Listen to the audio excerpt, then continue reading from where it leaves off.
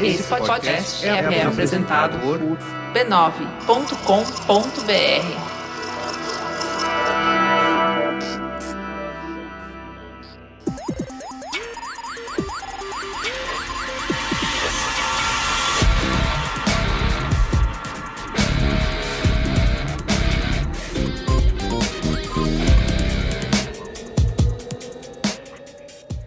Eu sou o Carlos Merigo, esse é o Braincast número 358. Estou aqui hoje com Marco Melo. Salve, salve, rapaziada. Ana Freitas. Olá, pessoal. Cristiano Dias. Bom dia, internet. Bom dia, Brasil. Estamos aqui nesse feriado.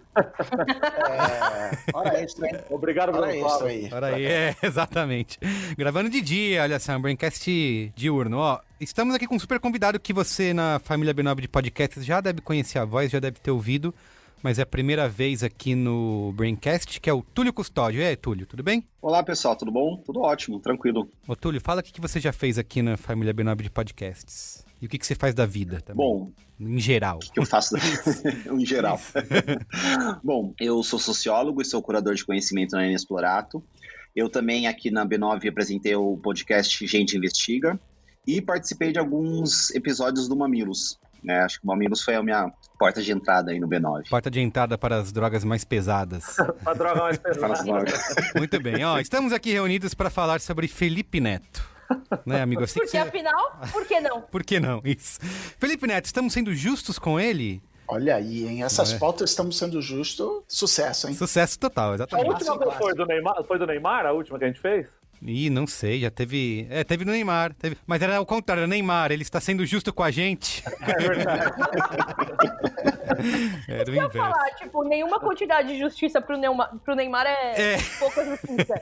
Tipo, o Neymar já tem tudo, né? Ai, Não tem esse questionamento. A gente começou pianinho, perguntando se estávamos sendo justos com o Facebook, com o Twitter. Aí foi pro lado pessoal, né? Zack Snyder.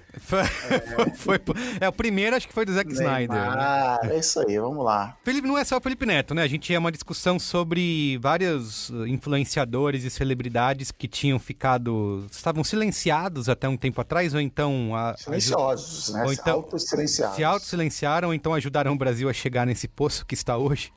E de repente mudaram de postura, né? Você vê que até a Anitta tá fazendo aulas de política. Com o seu... A Anitta é um bom exemplo, com o seu silêncio ensurdecedor. Isso. Exatamente, a Anitta matou a piada do silêncio ensurdecedor. Matou, ela quebrou o silêncio. Vamos discutir esses casos e se perguntar qual é a postura que a gente precisa ter diante dessas pessoas. Porque é bem divisível, né? Tem gente que fala que pau neles e tem gente que fala que tem que abraçar essas pessoas e, enfim. Tem gente que diz que essas pessoas deveriam continuar caladas. Isso. Então, vamos discutir aqui e chegar numa conclusão do que é certo a fazer.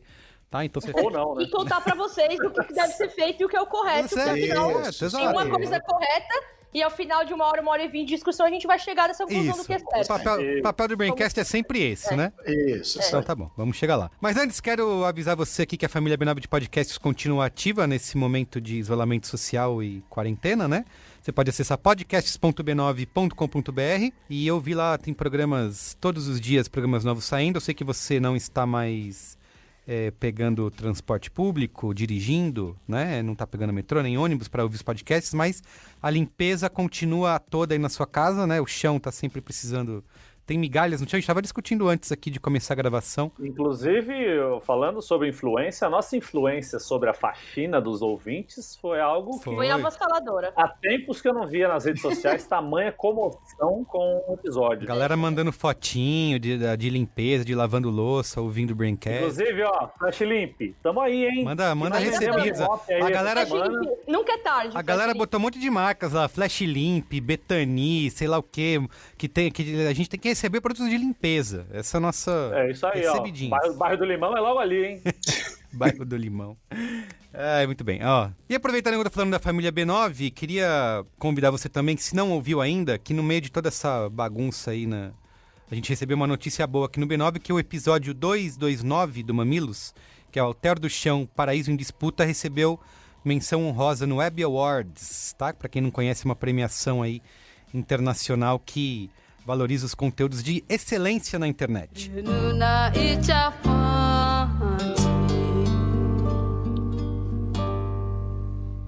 Quando o programa Povos Indígenas, de Onde Viemos e Para Onde Vamos foi ao ar em agosto desse ano, muitas pessoas entraram em contato para conversar sobre o conteúdo. Entre elas, um ouvinte que trabalha com turismo nos fez um convite irrecusável para conhecer a Amazônia e o Rio Tapajós. A ideia era uma jornada para nos conectar com a ancestralidade brasileira. 5 dias navegando pelo rio, conhecendo as pessoas, as comunidades, as histórias, os sabores, os cheiros, o jeito de viver. A gente ficou super empolgada e pensou, óbvio, que além de curtir a viagem, ia dar para produzir um episódio fora do estúdio, colorido com as texturas e a emoção de gravações externas. Tudo bem, estava tudo preparado pra gente ir no dia 30 de novembro. Passagem comprada, mala feita, muita ansiedade. Até que na quarta, dia 26 de novembro, uma ligação pela manhã nos deixou atônitas.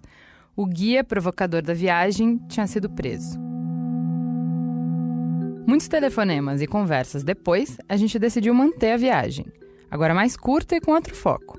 Entender um pouco do que acontecia na região. Bem-vindos à expedição Mamilos ao Alter do Chão.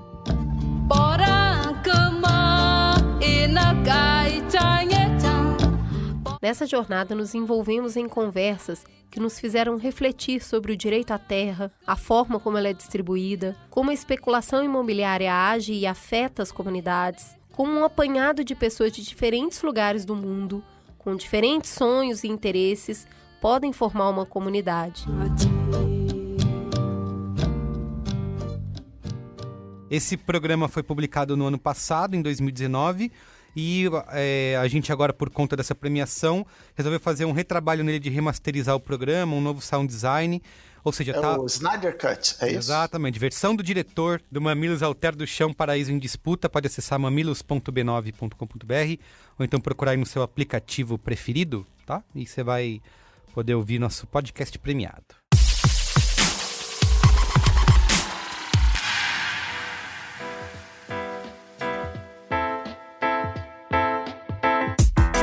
Bom, vamos lá então, vamos falar aqui de Felipe Neto, né? Vamos falar. Cabe ao Felipe Neto salvar o Brasil. Na noite de segunda-feira agora, dia 18 de maio de 2020, o youtuber Felipe Neto foi entrevistado no Roda Viva, né? Que Roda Viva, aliás, no Twitter é um programa que faz muito sucesso, acho que talvez só no Twitter, não sei se no resto do Brasil. Nas televisões, na real. Nas televisões, mas eu sei que no Twitter a galera se importa bastante com o Roda Viva. E depois do sucesso do Roda Viva do Átila e a Marino, resolveram falar assim, porra, esse negócio de chamar twitteiro funciona, dá né? certo. Vou chamar mais um aí. O Felipe Neto aí que após 10 anos de sucesso no YouTube, né, fazendo com muitos gritos raivosos, piadas e cores de cabelo, ele se viu aí tragado pro centro do debate político no Brasil, já tem 30 milhões de seguidores no YouTube, né, um multimilionário, patrocinou até o próprio time de futebol dele.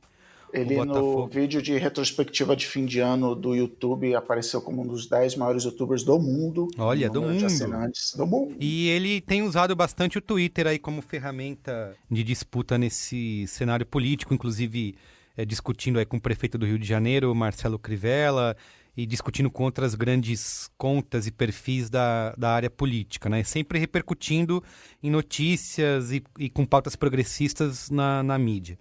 Discutir não, é importante dizer isso, que ele repercute, porque eu fiquei pensando, discutindo com os políticos, a gente discute também. Isso. Só não repercute, né? Só não xingar e ser bloqueado. No Twitter com o Crivella. O dia inteiro. Sério? Eu discuto com o Crivella. Eu não vi ainda. Ele não discute comigo. Mas você tá discutindo. Detalhe. Inclusive, recentemente, ele publicou um vídeo manifesto jogando duro aí com os influenciadores do Brasil que não se posicionam contra o governo e contra o bolsonarismo nesse momento. Vamos ouvir um trechinho aí. O momento de rompimento da tolerância, do momento que foi assim, ó, não dá mais, se você fica calado agora você é cúmplice, foi o momento que o Bolsonaro começou a ameaçar o STF, o Congresso Nacional. No momento que ele vai numa manifestação que pede o fechamento do STF, do Congresso Nacional, que pede a implementação do AI-5, de uma ditadura militar, e ele vai nessa manifestação, e ele grita no palanque dessa manifestação, acabou passada de pano. Influenciador que não se manifesta agora é cúmplice. Estamos oficialmente contra um regime fascista. E quem se cala perante o fascismo é fascista. Inclusive, no Roda Viva, o Felipe Neto classificou o governo Bolsonaro como fascista, né? Chamando pela palavra que se deve, e fez análises políticas e de mídia. Acho que uma das coisas que mais repercutiu foi o meia-culpa que ele fez pelo apoio ao golpe em 2016. Né? Usou a palavra golpe. Usou a palavra golpe, e isso também gerou bastante debate, né? Mesmo jornalistas renomados passando aquele pano, né, sobre a palavra golpe, que é algo muito forte, isso, aí... porque as instituições, porque pipipi... Que é o STF, que é o Senado. Sobrou até pro paywall dos jornais online, né, também ele criticou esse fechamento, chamando de elitista. E como não podia deixar de ser, na internet a turma se dividiu, né, entre os bolsonaristas ele virou alvo de ataques, entre os progressistas e pessoas de esquerda, uma parte abriu os braços para receber o influencer no outro lado, né? Imagina ele atravessando e a galera de braços abertos. Vem com a gente! Vem com a gente, exato. Porque, assim, para esse lado, assim, a responsabilidade de uma pessoa tão grande na internet rever seus posicionamentos e promover as conversas é o que, de fato, importa, né? E é um motivo para se celebrar. Mas tem um outro lado que resiste em esquecer os posicionamentos anteriores do Felipe Neto durante esses 10 anos que ele passou aí, falando até, inclusive, bastante bobagem na internet, né? Tudo que ele apoiou, de certa forma, ajudou a promover, inclusive, a violência na internet, né? Ele já teve algumas opiniões bastante... Não gosto de usar nem a palavra controversas e polêmicas, porque acho que isso é passar pano. Ele usou a controvérsia como ferramenta, né? Isso, ele usou. Lá no início, ele era um cara... Gente, eu queria fazer uma... Nem todo mundo sabe disso, mas eu e Felipe Neto éramos bons amigos. Ah, é? Olha só. Anos atrás. Amigos pessoais? Amigos pessoais. E a gente ele tinha um blog, eu tinha um blog. Isso deve fazer... faz mais de 10 anos. Ele teve essa ideia, a gente era amigo, a gente se conheceu porque os dois blogs, o meu e o dele, falavam sobre atualidades e faziam crônicas sobre o cotidiano. E a gente concorreu a um prêmio de blog juntos. Olha! E aí a gente acabou se conhecendo. Revelações aqui, gente, não sabia disso. Começamos a... Só tem gente premiada. Confidencial, bicho! Não, é que essa história tá um rumo inesperado. A gente conversava bastante pelo MSN, trocava ideias sobre as coisas que nos interessavam, obviamente. E aí, ele falou, cara, eu vou começar a fazer vídeo. Esse negócio de YouTube aí, vou começar a fazer vídeo. Você não quer me ajudar com os roteiros? Aí eu falei, claro, ia ser demais. E aí ele fez o primeiro, eu vi, não lembro o que era Restart, acho. Ah, não era falando mal do Crepúsculo? Crepúsculo. Aí ele chegou pra mim e falou assim, eu vou fazer um vídeo sobre política e eu queria que você me ajudasse com o roteiro. Porque eu acho que você entende disso um pouco mais. Eu falei, bora! Ele me mandou o roteiro dele e eu fatiei o bagulho, porque ele tava falando um monte de groselha.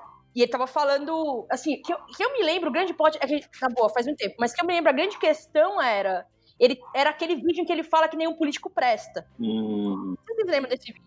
O vídeo bombou muito. Não lembro, não. E aí, eu falei pra ele, cara, por mais que esse roteiro tem uma inconsistência aí, tem uma responsabilidade, que na medida em que você fala pras pessoas... Isso foi antes de 2013, tá? Se você fala pras pessoas que nenhum político presta, você tá desencorajando elas a buscar soluções políticas e, enfim, melhorar o voto delas, pesquisar mais, se informar melhor pra fazer escolhas boas.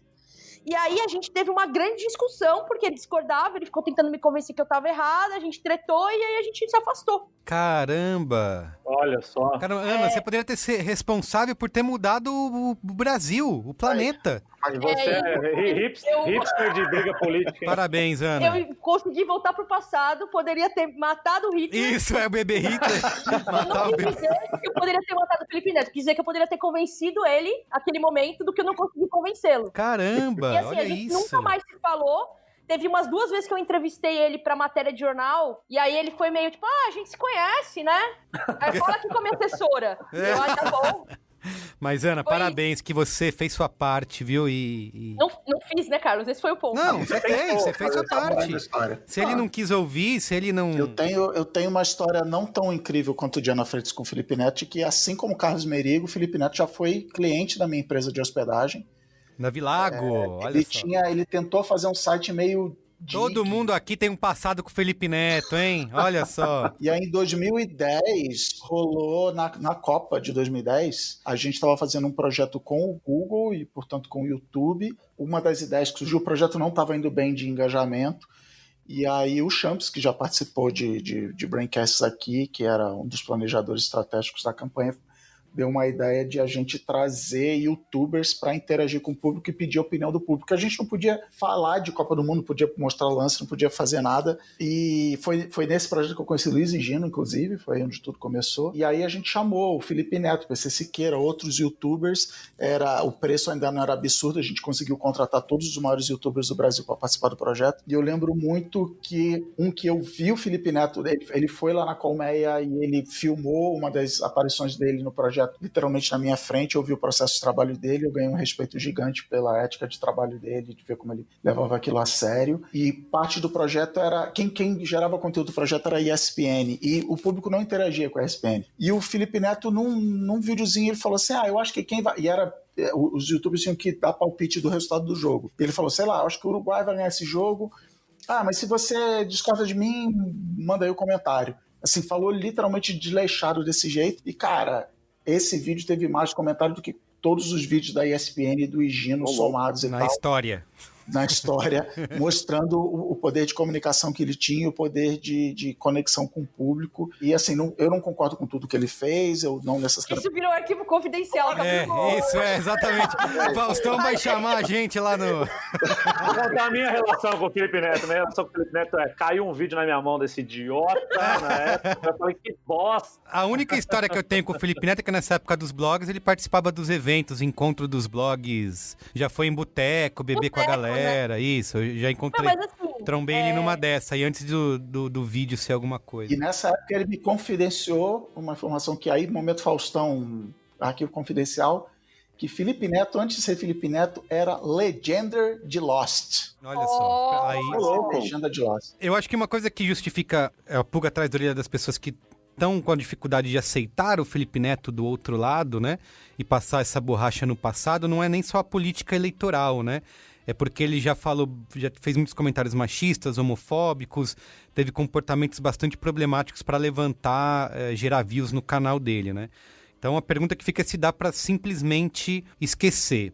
Ele se criou muito em cima da coisa que elegeu um presidente americano, que é, eu falo as verdades mesmo. Isso, exatamente. Não, mas aí, Merigo, eu queria entrar em outro ponto, porque assim, esse lance do perdão, como a gente viu, inclusive agora, indicar um vídeo do canal Meteoro BR, que eles fizeram um vídeo sobre o perdão, muito bom. O perdão, né, nessas horas... Como é o título, para ajudar o nosso... O título do vídeo é Felipe Neto e o perigo do perdão. Vocês procurem aí, é muito legal.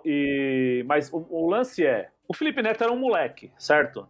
Então, assim, a gente cobra bastante maturidade das pessoas que estão influenciando as outras pessoas, mas a gente tá cobrando maturidade de um moleque de 21, 22 anos, que eu, com 22 anos, falava muito mais merda do que o Felipe Neto falava, e a sorte é que eu não tinha internet pra colocar esse monte de merda no ouvido das pessoas e não influenciava milhões de pessoas.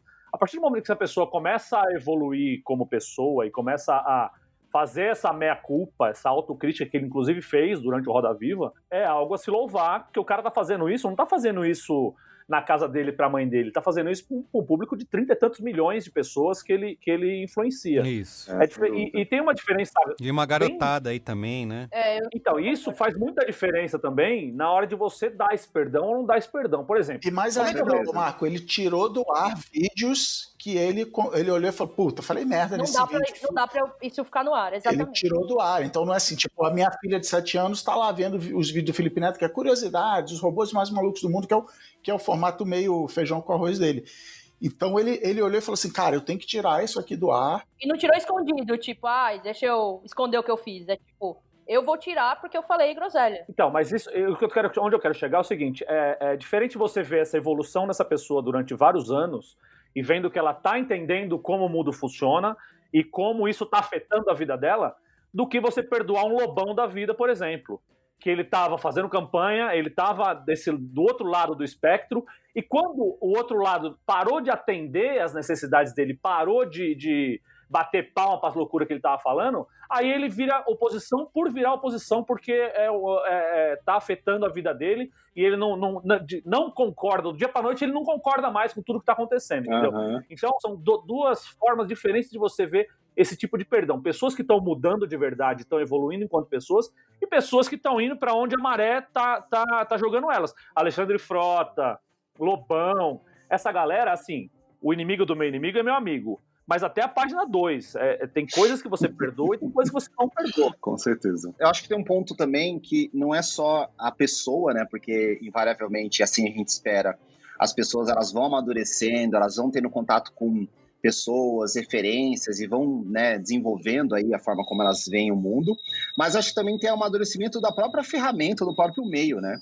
Porque é uma coisa a gente falar o que significavam influencers ou essas figuras da internet em 2010, 2011, 2012 e o que significa hoje, né? Pensando no público, pensando nas ferramentas, pensando no acesso, né? Na quantidade de impacto que tem e até o fato de, se você pensar, eu não preciso nem ir tão longe, 3 anos atrás, 4 anos atrás, o Roda Viva, ele sempre foi um programa jornalístico focado na elite cultural e política do país, né? Quem senta no centro do Roda Viva são figuras que são celebridades, né, políticas, intelectuais, pensadores, etc. e tal.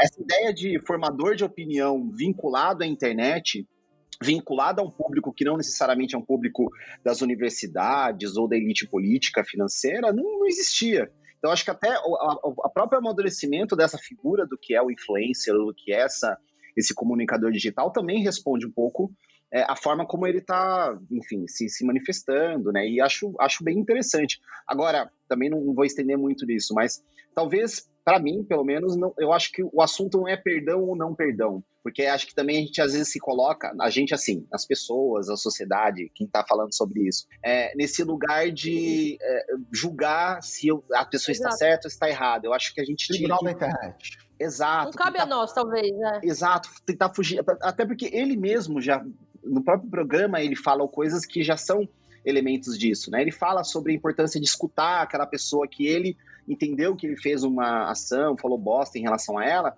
Ele não foi pedir se estava certo ou errado, ele foi ouvir o que a pessoa tinha a falar, né? Então acho que, enfim, talvez seja um caminho mais interessante do que perdoá-lo ou não, né? Enfim. Não, mas quando eu falo, tô citando esse perdão, e o perdão, inclusive, é o que tá sendo falado naquele vídeo do Meteoro, é o perdão de lados, né? Porque o que eles falam ali é da polarização, essa coisa as pessoas que estão a favor da vida e as pessoas que estão a favor do direito de matar. Então, uma vez que você está tirando essa pessoa da discussão, porque lá em 2010 ela falou uma merda muito grande, e ela apoiou o golpe, papapá, e você ficar com isso pro resto da vida, você está tirando essa pessoa da discussão e você está deslegitimizando o discurso dela. Total. E são pessoas muito importantes nesse momento, porque fala para muita gente. E fala para muita gente que não tem ainda uma formação muito clara do que é uma coisa do que é outra. Por você está diminuindo o conjunto de pessoas. Você está só excluindo, você vai ficar exatamente. Vai sobrar 4 Por isso pessoas, que, assim, daqui a pouco a gente entra no papo da Anitta também, que está entrando também nessa discussão. Eu li um negócio Concordo. essa semana que foi bem, pra mim, sei lá, acho que essa discussão toda, ela vai pro lugar que eu considero, e pra mim ela é bem direta, assim. Pra que serve a militância? A militância é pra você, sei lá, constrói ali um arcabouço de conhecimento, você entende que essa visão de mundo que você tem é a visão de mundo que é a melhor pro mundo, e aí você quer conversar com as outras pessoas pra mostrar pra elas que, de repente, a visão de mundo que elas têm não é a melhor que você acredita. Como que é uma militância que não permite que o outro mude de ideia? O propósito da militância não é justamente fazer o outro mudar de ideia? Então, pra mim, é um contrassenso que a pessoa... Mudou de ideia, eu ganhei! Mas antes você pensava de outro jeito, e aí você me falou coisas que me convenceram a pensar do jeito... Então, assim, eu assisti o vídeo da Anitta, eu achei muito importante esse movimento da Anitta. As pessoas estão, talvez, com uma visão que eu considero até superficial. A gente tem noção do impacto que essas pessoas têm, assim, no brasileiro comum, em todo mundo? Com certeza. A gente tá deixando isso de lado, isso é importantíssimo. Tem gente que, a maioria das pessoas, de fato, no país, tem muito pouco contato, nenhum contato com a educação política, nenhuma visão disso, uma vez que essas pessoas que têm um alcance absurdo, uma condição de falar para muita gente, envereda por esses temas, mais do que fazer essas pessoas ouvirem, tipo, fazer o cidadão comum que, enfim, nunca olha pra política, fazer essas pessoas escutarem outro ponto de vista, mais do que isso, que eu acho que é mais importante quando a Anitta e Felipe Neto falam, eu vou falar sobre política, eles estão fazendo o ponto de que, gente, saber política é importante, não é coisa de gente tonta, não é coisa de gente boba. Tipo, quando a Anitta fala, eu não falo sobre o que eu não sei, então eu vou estudar pra falar. Olha a importância disso, velho. Isso é muito importante. A importante. importância de mostrar pros outros que, tipo, eles precisam se educar antes de falar, eles precisam ler, vamos, sei lá, vamos tentar entender, não vamos falar groselha. Tipo, pra mim é uma questão que é muito simples. Esses caras são muito importantes pras pessoas. Eles têm uma puta influência, de fato. Eles não são, a gente fala influenciador, e tipo, eles realmente influenciam como as pessoas pensam. Quando eles dizem falar e se posicionar sobre política com propriedade é importante, isso tem um potencial gigantesco. Exato, que as pessoas estão achando que vão mudar, vão fazer através do Twitter, lá tweetando loucamente, vão fazer com que essa galera que nem sabe que Twitter existe vai mudar de opinião, esses caras têm um poder que você não tem. É que assim, tem algum... Eu queria até jogar uma pergunta aqui, que eu mesmo fico sempre olhando para esses casos e olhando com uma certa desconfiança, né? Como vocês falaram, aqui no Braincast de hoje não é só sobre o Felipe Neto, né? No próprio Roda Viva, tinha outra pessoa que já falou bastante merda no passado, que tava lá hoje, tá hoje perigando entrar no coração... exatamente. Perigando entrar no coração da esquerda, que é a Sherazade. Vocês lembram quando ela falou, ela defendeu violência contra jovens negros, daquele menino que foi amarrado no poste?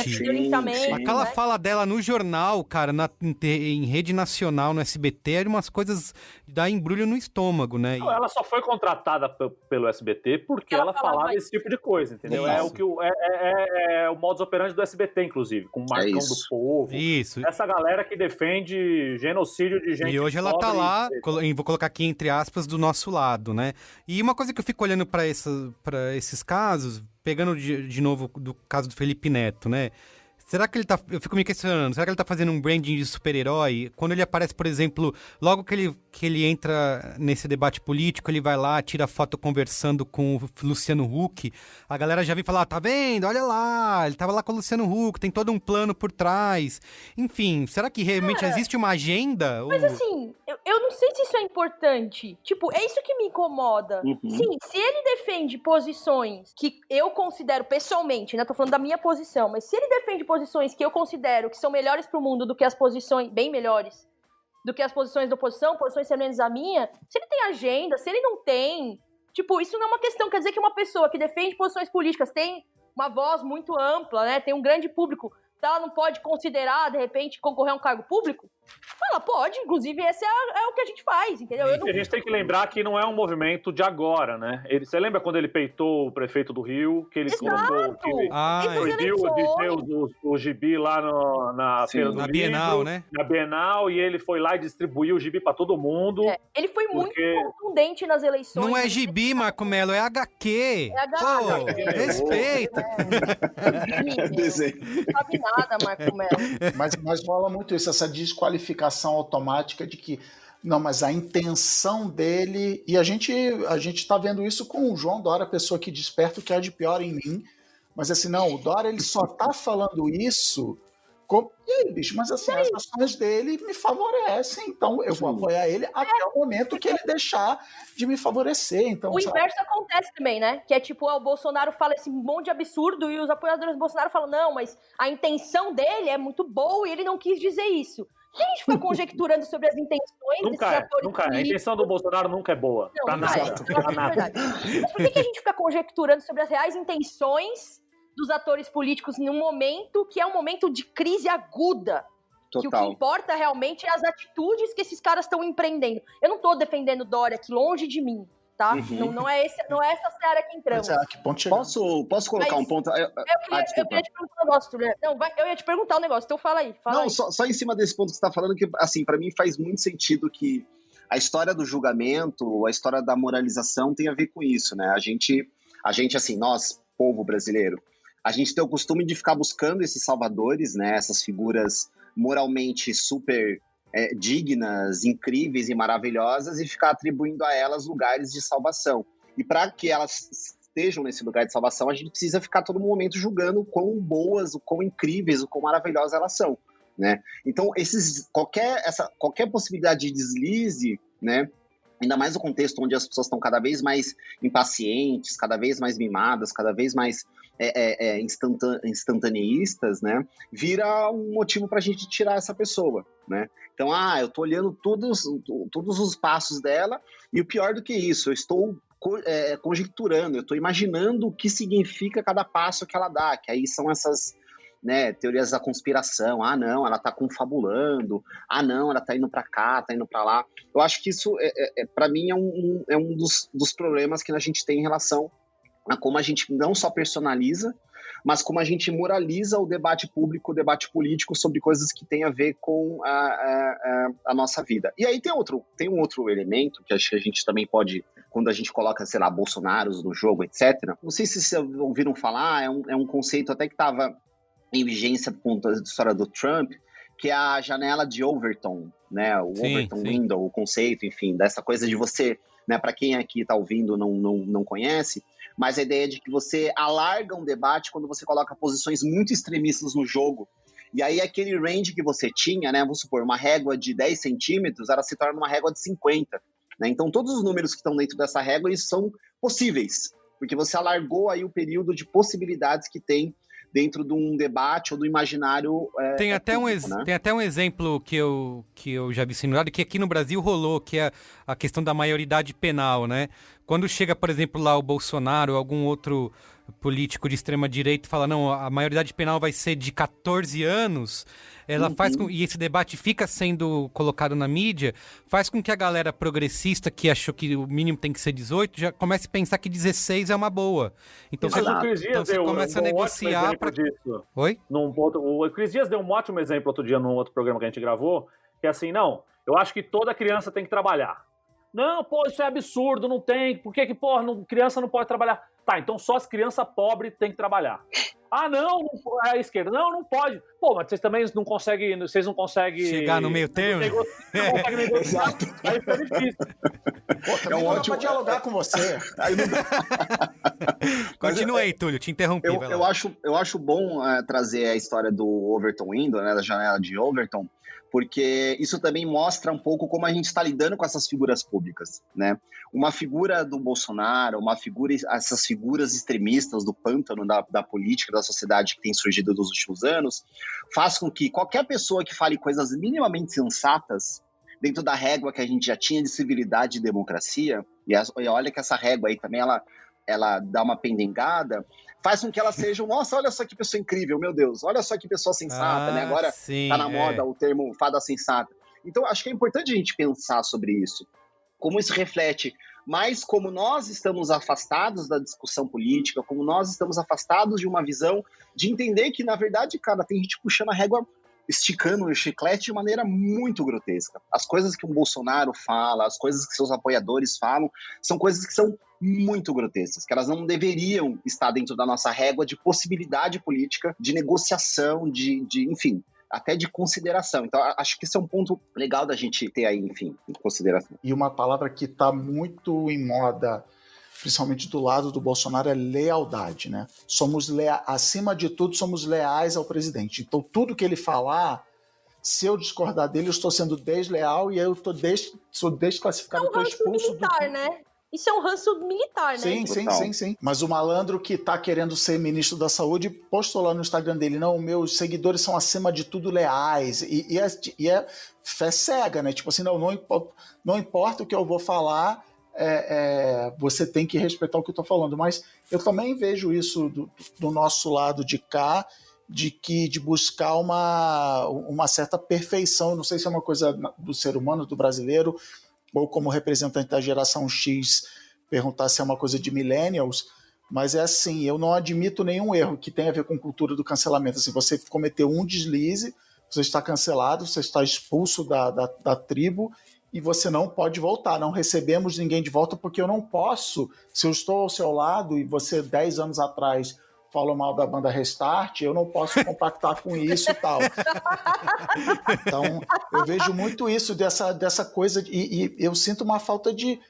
Eu me pergunto assim, será que as pessoas não têm consciência dos próprios defeitos delas, que se elas não admitem nenhum defeito de ninguém, não dá, eu não posso mais ver... A gente fez um braincast inteiro sobre isso de o autor obra. Não, o Louis C.K. falou merda, pô, acabou, vou apagar aqui a série dele do meu HD, vou parar Eu tenho uma teoria de psicologia de boteco sobre isso, mas eu acho que as pessoas, por serem imperfeitas, assim, né, naturalmente, intrinsecamente imperfeitas, por terem as falhas delas, quando elas enxergam esse ideal de perfeição no influenciador, eu acho que esse lance do linchamento é uma busca desesperada pela pessoa ter uma falha. E quando ela tem essa falha, eu ataco ela pra mostrar assim, viu, você não é perfeito não. Você achou que você era melhor que eu? Ficava aí que você era perfeito? Você não é não, você é igual a mim. Só que aí isso escala pro grotesco do linchamento, né? Sim. Eu não sei, é uma brisa que eu tenho, mas eu acho que é uma ânsia muito grande de olhar pro outro e falar assim, ué, mas por que você acha que você é perfeita? Aqui a maioria das pessoas nunca falou que era perfeita. As pessoas que projetaram nela de perfeição, né? E tem um outro lance, um outro movimento que acontece, Ana, que é as pessoas se aproveitarem de uma falha dessa pessoa que elas idealizam, ou que é uma pessoa muito bem falada e que você já tem certos ranços por N motivos, e você despeja tudo que você tinha de problema com essa pessoa nessa pequena falha, entendeu? Então a pessoa, sei lá, pisou na merda durante a quarentena e voltou pra casa e pisou no tapete. Ah, você é a pessoa mais desleixada do mundo. O tweet já começa assim, nunca gostei desse podcast aí. Sem dúvida. Tem muito sentido isso, viu, Ana? Tem um cara, um francês, o Edgar Morin, ele, eu acho que nos anos 60 ou 70, ele falou sobre isso, para pensar as celebridades, meio assim, por que as celebridades são tão importantes e por que as pessoas falam tanto das celebridades, e mais do que isso, por que as pessoas falam qualquer bosta de celebridades, né? A gente lembra daquela clássica notícia do Brasil, né? Caetano estaciona seu carro no Leblon, né? Por que isso é importante? E aí ele fala que as celebridades, elas são uma espécie do novo Olimpo, né? São os novos olimpianos. São essas figuras deicas, né? São deuses que a gente olha para elas, mas a gente olha para elas não buscando a perfeição, mas buscando entender por que nós somos como somos, né? Quando eu vejo a notícia, Caetano estacionou um carro no Leblon, eu estou pensando sobre mim, né? Onde eu estaciono o meu carro? Onde eu estou parando? Quais são as ações que são importantes para mim? Quando a gente vê aquelas notícias de traição, a celebridade encheu a cara e brigou no bar, né? Eu tô olhando aquilo não pela celebridade, mas por mim, né? Porque eu faço isso, porque eu quero fazer isso, ou eu não gosto de fazer isso. Então, faz todo sentido o que você está colocando. Ô, Merigo, a gente reconhece o especialista da mesa aqui quando o cara cita, né, dá nome, dá data. Edgar Morin, a gente só fala. Blá, blá, blá. Costume de sociólogo. Vocês não estão vendo, mas tem esse cenário cheio de livro atrás. Não é à toa. Não é à toa. Eu queria falar uma coisa que me deixa... colocando essas pulgas atrás da orelha, uma das coisas que me faz ficar pensando, né, nessa galera que mudou de lado agora, que é uma coisa que o próprio Felipe Neto fala naquele vídeo manifesto dele lá, sobre as pessoas que se auto-silenciaram e agora, né, resolveram descer do muro. É que eu acho que chega um momento em que tá tão absurdo, tá tão surreal, que quem não fizer isso agora tá fudido, cara. Depois vai ser cobrado por isso. Então, o que eu critico, entre aspas, né? Obviamente eu acho que tem que abraçar todo mundo, vem aí, porque a gente não tem esse poder de mídia que essa galera tem. É que, por que demorou tanto, né? Assim, já tava claro que tava desenhado, é o tal do eu avisei. Eu sei que a gente não pode ficar o resto da vida no eu avisei, mas olha, eu avisei, todo mundo avisou, tava aí inclusive as claras. Vendo na lojinha do B9 a camiseta eu avisei pra você. Você esperou chegar até esse ponto, né, em que é um ponto de não retorno, né, pra você poder... Puta, gente, vocês tinham razão. Eu vou defender o Felipe Neto nessa. Defende, vai lá. Meu amigo de longa data, um abraço, Felipe Neto. Um abraço. Se você quiser reatar, tô falando sério, Felipe Neto, o dia que você quiser, a gente volta a bater papo no Messenger, tem saudade. No ICQ, vai instalar o MSN aqui pra gente... Não, vou defender ele, falando sério. Eu não acho que é recente. Processo de eleições... Não, o dele não é recente, Ana, mas de outras pessoas, sabe? Da Anitta por exemplo. Isso. Mas assim, eu acho que é verdade que é um ponto de não retorno. Eu acho que a Anitta só se interessou muito porque é um momento de crise muito grande pro setor dela. Sim, é verdade. E eu acho que isso é natural. Eu entendo que muita gente só se interessa por política quando a política, que parece distante, impacta no nosso cotidiano. Isso aconteceu com ela. Agora, eu discordo do lance, só agora, porque tem muito mais gente que tá se recusando a se posicionar mesmo agora. Isso, E eu concordo com o Felipe Neto quando ele diz que, assim, isso é uma posição que eu considero a minha até mais polêmica, né? Mas, assim, eu acho que a obrigação desses caras, eles têm que ter um senso de responsabilidade pelo público que eles falam. Como, enfim, você falou, Merigo, o Túlio falou, é grotesco, já se afastou do normal, do aceitável há muito tempo o que esses caras estão fazendo. Não é mais uma questão de você pegar um conselho da vida e falar, esse cara aí, ele não tem consciência política, ele não é politizado, então ele não tem como saber que ele tem que se posicionar. Não, isso é o básico de humanidade. E a maioria desses caras que atingem muita gente não estão falando. A verdade é essa. Então, a maioria dos influenciadores de lifestyle se recusam a se posicionar. A gente demonizou, né, a gente, né? A narrativa da mídia, vou tentar falar bonito que nem sociólogo aqui. Não faça isso. Demonizou a palavra política, né? A palavra política ela é uma palavra feia. Então, a gente, tipo, essa intenção dele é política. Você está falando de política. Então e aí a gente tem, por exemplo, o exemplo mais recente, o Caio Ribeiro, falando assim, não, o programa de esportes não é para falar de política. Não é só isso. O ex-jogador de futebol não pode falar de política, ele tem que falar de futebol. Isso. E falar do Raí. Como é que o Caio vai me falar do Raí, o ser mais perfeito do Brasil? Irmão do Sócrates, pelo amor de Deus. Se um dia o Raí errou, eu não quero viver em um mundo em que o Raí seja errado. Mas é isso, assim, não. E a gente recebe esse comentário no Braincast aqui direto. O programa estava legal e aí vocês começaram a falar de política, né? É meio que a Ana falou, assim, viver é ser político, né? Eu tenho minha opinião, eu acho que o mundo... E deveria ser coisas sem juízo de valor. Assim, eu acho que a gente tem que, sei lá, o Estado tem que ter mais controle sobre a economia, o Estado tem que ter menos controle sobre a economia. Beleza, vamos lá, vamos ver onde a gente chega. Mas vira isso, uma desqualificação com essa palavra. Não, mas já tá metendo política na conversa aqui. Vamos... É meio Morgan Freeman, assim. Não, vamos fingir que não existe. Chegou no limite da política ser mal falada durante a eleição, que é o evento mais político do Brasil, entendeu? Total. Os caras estavam votando em não políticos, estavam votando em gestores, estavam votando em outsiders, estavam votando em quem fosse contra a política, e deu no que deu. Mas e aí, elegeram quem? O cara que é a pior figura da política, que é o sanguessuga. É o cara que tá há 30 anos sem fazer porra nenhuma na porra da política, e o cara ganhou a porra da eleição pra presidente, entendeu? Exato. Fala aí, Ana. Escolher não se posicionar politicamente é uma decisão política. Sem dúvida. É uma decisão política. No momento em que uma pessoa, um influenciador de lifestyle, que seja de segmento, que tem alcance de milhões de pessoas, decide não falar sobre, pra mim é uma declaração de privilégio, de orgulho desse privilégio até. Sim, é uma declaração de egoísmo, até muito, muito grotesca. Eu acho que esse manifesto do Felipe Neto veio muito a calhar, tipo, de colocar esses caras na parede de certa forma, sabe? Eu vejo outros influenciadores que tem muito alcance, tipo, o Whindersson, por exemplo. O Whindersson, ele não posiciona, ele nunca falou tipo, contra o Bolsonaro. Acho que ele recentemente falou alguma coisa sobre o Bolsonaro, mas assim... Entre linhas, assim, né? Sempre... Mas ele é um cara muito sutil, só que ele sempre tem um posicionamento político nos discursos dele. Você pode, tem discurso dele que é contra a masculinidade tóxica, pró-distribuição de renda, tipo, nas entrelinhas. Ele nunca usou essas palavras, mas ele é um cara político pra caramba. Ele é muito, muito inteligente, eu tenho certeza que ele tem noção de... Não é por acaso. E ele é um cara politizado pra caramba.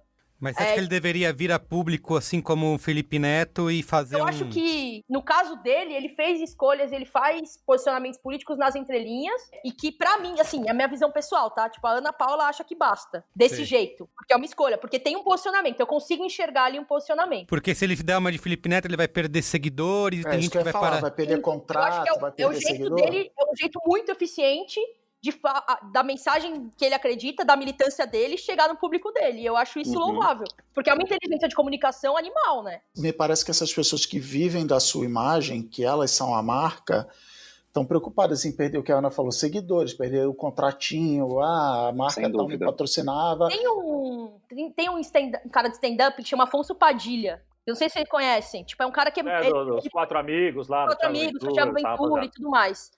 O Afonso Padilha, ele não... tipo, você vê os stand-ups dele sobre política, ele não fala contra o presidente, necessariamente, tem alguns cutucões, mas é um cara que tem um discurso contundente contra... do jeito dele, né? Da maneira como ele comunica pro público dele, que também é muito inteligente. Contra machismo, contra masculinidade tóxica, a favor de distribuição de gênero. Assim como o próprio Thiago Ventura. Nunca falou, você não vê... o Thiago Ventura é um pouco mais certeiro, mas também é um cara que tem um discurso contundente disso. Então são posicionamentos, são jeitos de posicionar, e que eu acho que estão alinhados com o Felipe Neto. Felipe Neto direto na cara, fala, tipo, fora Bolsonaro. Esses caras podem não falar fora Bolsonaro, mas eles estão propagando um discurso que é completamente contra as coisas que o Bolsonaro disse. Mas então também tá nessa linha. Você acha que não tá no momento... Você falou em ser grotesco. Você não fala que nesse momento não precisa mandar um fora Bolsonaro e dar umas porradas? Porque... Tudo bem, eu acho que o discurso sutil ajuda muito a não afastar uma galera. Porque se você chegar com o pé no peito, já tem que falar, não, olha lá, vai falar de política, falar mal do Bolsonaro, eu não quero nem ouvir. Eu acho que se eles têm essa linha de escolha, e aí também uma avaliação pessoal minha aí, eu acho que é uma escolha que eu respeito e que eu acho que tem mais eficiência num público que de repente vai se assustar se eles falarem fora Bolsonaro. Porque tem esse lance da divisão, né? Tipo, esse cara falou fora Bolsonaro, eu não ouço mais ele. Agora, se o cara tá ali pingando um discurso antifeminismo não, desculpa, pró-feminismo, pró-combate ao racismo, esse cara tá pingando esse discurso sem falar fora Bolsonaro, pode ser que pessoas que não tenham essa consciência tão apurada política, pode ser não, com certeza elas vão absorver esse discurso e vão olhar pro Bolsonaro e falar, não, nada a ver isso aí que o cara falou. E uma vez que você pula esse muro, uma vez que você dá essa declaração forte, essa declaração mantendo uma posição, você cruzou uma linha que você não consegue voltar depois, porque essa galera também funciona em comportamento de manada. Total. Então, se um cara desse que tem alguma relevância sobre essa galera falar assim, olha aqui esse fulano, olha o que ele falou, ele é contra a pátria, e é contra o Brasil, e é contra a cloroquina, e é a favor de matar todo mundo, fudeu, a imagem dessa pessoa é imediatamente... Atacada de maneira institucionalizada pela direita. Vou pegar o vídeo do cara, vou fazer a montagem ali... pra mostrar o que ele falava, Total. Só que aí tem um outro lado que quando essas pessoas não se posicionam desse jeito, elas deixam espaço para que o outro lado se posicione cada vez mais longe na régua que a gente estava falando antes. Janela de Overton. Janela de Overton, exatamente. E vão criando cada vez mais espaço nessas plataformas. É o caso de Nando Moura, é o caso de todos esses seguidores de Olavo de Carvalho. Mas até o Nando Moura é comunista também. Ele tá na lista, você não viu a lista atualizada? Mas só voltando, aí a gente volta naquele programa que vocês fizeram do mercado da fake news lá, que é isso, esses caras, como eles começam a ter muito view, ele começa a aparecer mais no Google Notícias, começa a aparecer mais nas recomendações do YouTube, e eles vão entrando nesse espaço como a voz da verdade, a voz que está influenciando toda essa galera que está aparecendo. Exato. Não, é total disputa de narrativa, eu concordo plenamente com isso. Tem até, recentemente, uma amiga minha, a Sabrina Fernandes, que é uma comunicadora, socióloga,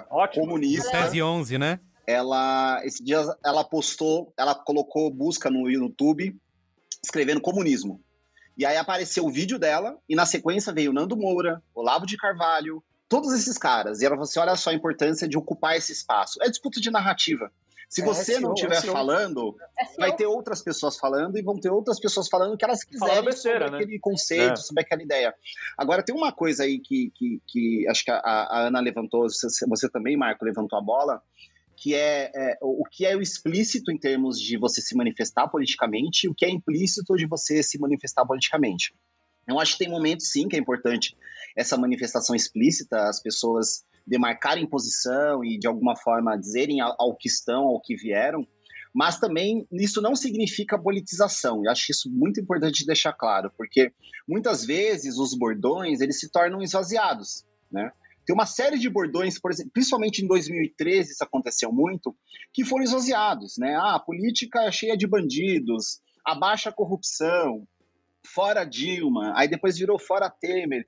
Muitos desses bordões que eles... Sem partido, né? Sem partido, que foram construídos com uma lógica de não, vamos pensar o processo de maneira crítica, de maneira politizada, eles são despolitizados, eles são esvaziados, e aí eles viram qualquer coisa. Então também é perigoso, às vezes, uma pessoa, e aí acho importante, inclusive, a fala, né? Acho que você falou, Ana, que o Felipe Neto disse. A Anitta, né, que falou que eu não vou me posicionar sobre uma coisa que eu não li, eu não sei sobre. É muito importante esse movimento, porque senão viram esses bordões esvaziados, né? Que não significam absolutamente nada e que as pessoas estão falando só para poder fazer uma média, para fazer uma figura. Isso acontece muito, e principalmente não principalmente, mas tem acontecido bastante com o chamado setor progressista. As pessoas estão pegando alguns bordões, né? Fora Bolsonaro, Marielle presente, uma série de falas e falando sem necessariamente estarem lendo sobre isso, sem estarem refletindo sobre Marielle isso. Marielle presente é muito isso. Exato. E assim, o que significa uma frase esvaziada? Nada, né? É mais despolitização, né? É mais afundar aí tudo que a gente tem falado, né? Overton Window, moralização. Então, acho importante também considerar e entender que essas estratégias, elas podem acontecer e independente dos temas e dos tipos de influenciadores que a gente está falando. Só para fechar um exemplo. O influenciador do mundo da estética, uma pessoa que trabalha com maquiagem, com, sei lá, batons. A partir do momento que ela, sei lá, uma mulher branca, está trazendo no canal dela, discutindo com outras especialistas negras, por exemplo, sobre tom de pele de maquiagem, isso é um conteúdo politizado, né? Ela não precisa falar fora Bolsonaro. Ela não precisa necessariamente falar, sei lá, abaixo a PEC de não sei do que, né? Ela está politizando o discurso a partir do universo dela, que é o universo da estética, que é o universo da maquiagem. Então, entender também esses mecanismos, né? Eu acho que enriquece mais, né, o debate público, para também lembrar que falar de política não é só falar de partido, não é só falar de político, é falar de todas as coisas que de alguma forma atravessam a nossa vida. De maquiagem a PEC dos gastos, Sim. Enfim. Tem uma coisa que eu fico vendo um comportamento de contas progressistas da esquerda e tal, que é o medo de não podemos aceitar os arrependidos, essa galera do nosso lado, sem que eles sejam alvos de crítica. Não pode blindar. Ele pode até vir, mas primeiro eu vou apontar o dedo na cara e falar, ó, você falou isso. Como eu falei lá no WhatsApp, assim, a metodologia para aceitar essas pessoas vem da quinta série, que é passo 1, cobre na porrada, passo 2, recebe de braços abertos. Isso, Como que você acha que isso pode ser feito? Alguém se arrependeu, vem aí, tamo junto. Ou primeiro faz isso que o Cris falou, senta na cadeira, vai tomar umas palmadas aqui e agora... Eu acho que, antes de mais nada, é assim, meio que vocês já falaram de dar exemplo, da Anitta falar que vai ler e tal, é uma valorização de entender que as pessoas mudam com o tempo. Certos valores são básicos e não mudam, mas assim, rola muito assim, o cara, sei lá, o Felipe Neto fala não sei o que, e alguém puxa um tweet dele de 1998, fala, mas lá você falou, puta bicho, beleza, falei, mas agora não entendi, estudei, vivi, tomei umas porradas da vida e entendi que não é mais assim.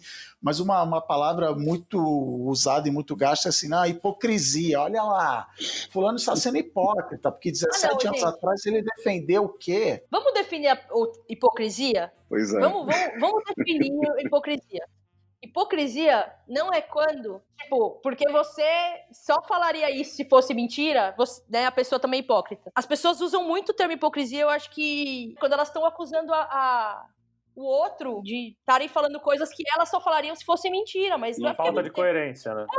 Desonestidade intelectual. Não, você só pode estar falando isso porque você não acredita. Porque se eu falasse isso, eu não acreditaria. Mas a hipocrisia, gente... As pessoas gostarem de você. Sim, mas a hipocrisia a gente vê quando, por exemplo, um William Vac da vida é pego falando frase racista e depois vem falar que não, até tem amigos negros e pipipi, todo aquele discurso do desculpe a quem se sentiu ofendido, só porque assim, ele tem vergonha de ser pego, ele tem vergonha de falar o que ele falou. Isso, exatamente. Isso é hipocrisia. Outra coisa é você falar um negócio 10 anos atrás e você mudou de opinião, e hoje em dia você pensa diferente do que 10 anos atrás. Isso não é hipocrisia, isso é você evoluir, ou você mudar de opinião, ou você tem vários termos para você usar aí, ao invés de hipocrisia. É isso. Hipocrisia é sinônimo de demagogia? Não sei dizer. É uma boa pergunta essa. Eu acho que a demagogia, você faz o que você acredita, mas você faz de uma forma que você quer parecer que é mais do que aquilo, entendeu? Por exemplo, você faz caridade. Você faz caridade, você pode fazer caridade quieto. Mas você vai lá e faz a caridade, você posta nos stories, você faz a pessoa falar que quanto você é bom. Eu vou pegar as definições aqui porque eu achei interessante. Tá? Já vai me desmentir, né? Não vai. A hipocrisia é definida como ato ou efeito de fingir, dissimular verdadeiro sentimento, intenção. É isso. Agora, demagogia é um termo de origem grega que significa arte ou poder de conduzir o povo. Tipo, é diretamente relacionado com liderança política. E retórica. Exato, retórica. Então, na verdade, todo hipócrita... Não, nem todo demagogo é hipócrita. Isso é. Mas todo hipócrita é demagogo. O hipócrita, né, que de alguma forma né, a crítica, enfim. E até a pergunta antes, né, feita sobre se a pessoa se posiciona de uma maneira que convém, ou, enfim, está algo próximo a mim, se eu dou palmada, ou vem para o lado de cá, etc e tal. Eu acho que primeiro, a gente tem que entender se realmente essa pessoa tem consciência crítica desse caminho, desse processo que ela teve. Muitas vezes ela não tem, né? Muitas vezes ela não tem um entendimento, e mesmo que ela tenha mudado de posição, ela tenha feito o movimento de ler mais, conhecer mais, escutar mais, não significa que ela tenha consciência crítica sobre tudo que ela pensou, tudo que ela desenvolveu, ou simplesmente aquilo ficou lá atrás e ela ignorou. Eu acho que esse é um bom ponto de entender a que ela está vendo, falando, etc e tal. Porque se ela consegue entender as coisas que ela falava no passado e usar isso, inclusive, como uma ferramenta crítica para falar, olha só, essa era a minha posição, eu entendi que isso não funcionava por X, Y, Z, e agora penso dessa maneira, vamos conversar, vamos dialogar, é uma coisa. Outra coisa é ela fazer aquilo, fingir que não vi, né?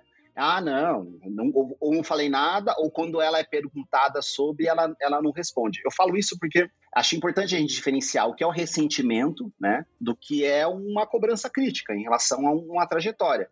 A gente tem, por exemplo, acho que o Marco trouxe um exemplo bom do William Vac, mas no debate racial acontece muito isso. Por exemplo, em 2006, teve uma lista, um manifesto, que está até hoje lá disponível online na Folha. Se você digitar Manifesto Anticotas 2006, você vai ter uma lista de uma série de personalidades que são altamente famosas, altamente importantes, muitas delas conectadas com discussões sociais, e que assinaram o manifesto contra cotas em 2006 e nunca mais falaram sobre isso. As cotas foram adotadas, elas deram certo, o Brasil discutiu e continua discutindo o racismo de uma maneira cada vez mais efetiva, e muitas dessas pessoas simplesmente não falaram mais nada. Umas se desculparam, umas se colocaram a público falando, olha, eu errei de ter assinado aquele manifesto, por isso, hoje tenho uma outra posição. Fizeram ou não, imagina, né? Ou nem discutiram sobre. Então, acho que esse tipo de comportamento, para mim, dá mais indícios sobre se essa pessoa está nesse movimento pendular, como vocês até citaram, acho que o Lobão, né, essa coisa de figuras que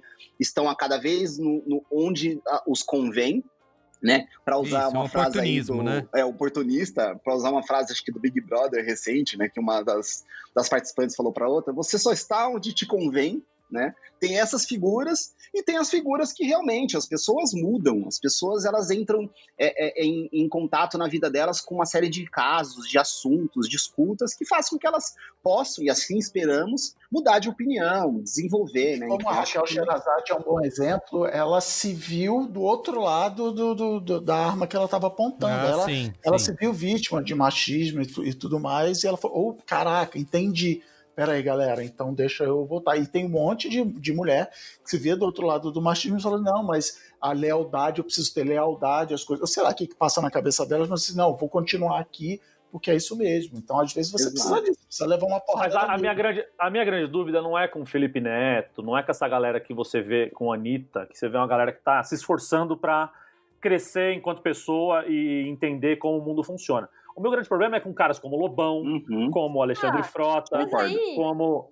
Mas aí a gente recebe ele... Como é que faz? Como é que a gente trata esse tipo de gente, entendeu? Isso. Como é que a gente lida com essa galera que chocou o ovo? O Alexandre Frota é um bom... Mas agora não quer lidar com o filhote. A gente lida como eles lidariam com a gente, que é a gente usa eles. A gente passa pano zero, não fala nada de bom, e aí quando ele apoia uma coisa que a gente acha que é ok, a gente fala pra gente, nem fala em público, fala aí, beleza. Tipo, é isso, eu acho que assim, não tem o que lidar.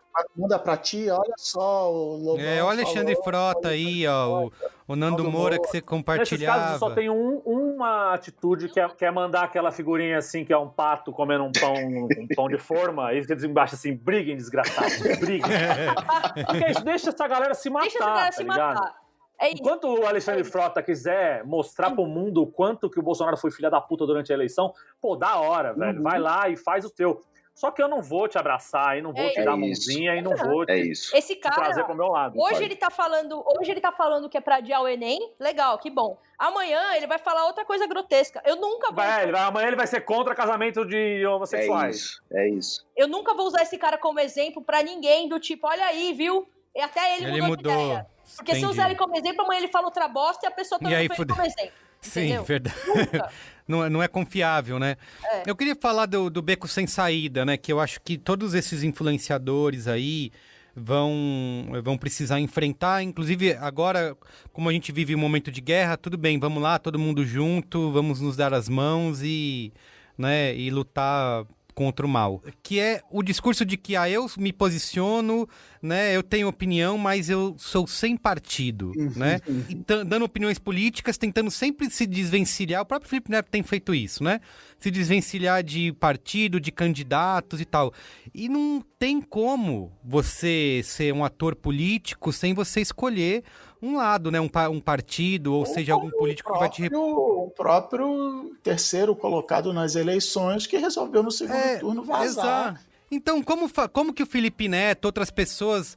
Cara, vai chegar uma hora na próxima eleição, se a gente tiver eleição em 2022, que você vai ter que escolher um partido, você vai ter que escolher um candidato. Você não pode ficar mais, tenho essas opiniões aqui, mas sem partido, porque isso aí tá na fundação do problema. Mas né? Quando galera, eu acho que o que é desgraçante da cabeça é que as pessoas falam assim, eu não tenho partido, mas eu sou contra aquele partido ali. Então, assim, o Bolsonaro se criou tecnicamente em cima disso, assim, ele quase ganhou no primeiro turno, porque as pessoas falaram, eu nem gosto do Bolsonaro, eu nem isso, nem aquilo, mas eu vou votar nele porque eu quero impedir que o PT chegue no segundo turno, porque se o PT chegar no segundo turno, não sei o que, então assim, você não é político, o partido é o Brasil, etc, etc, mas você cria essa narrativa para si mesmo, para botar a cabeça no travesseiro de noite, provavelmente não, mas eu sou contra esses inimigos, e isso é uma coisa bem brasileira, bem humana, mas bem brasileira, de que não há um grande inimigo a ser derrotado. Acho que esse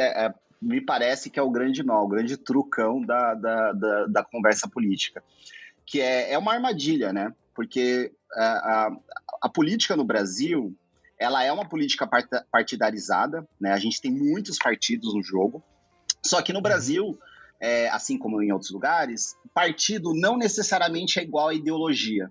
No entanto, para que uma ideologia que a gente tenha, o outro tenha, o grupo tenha, se efetive como um projeto na sociedade, a gente precisa de um partido.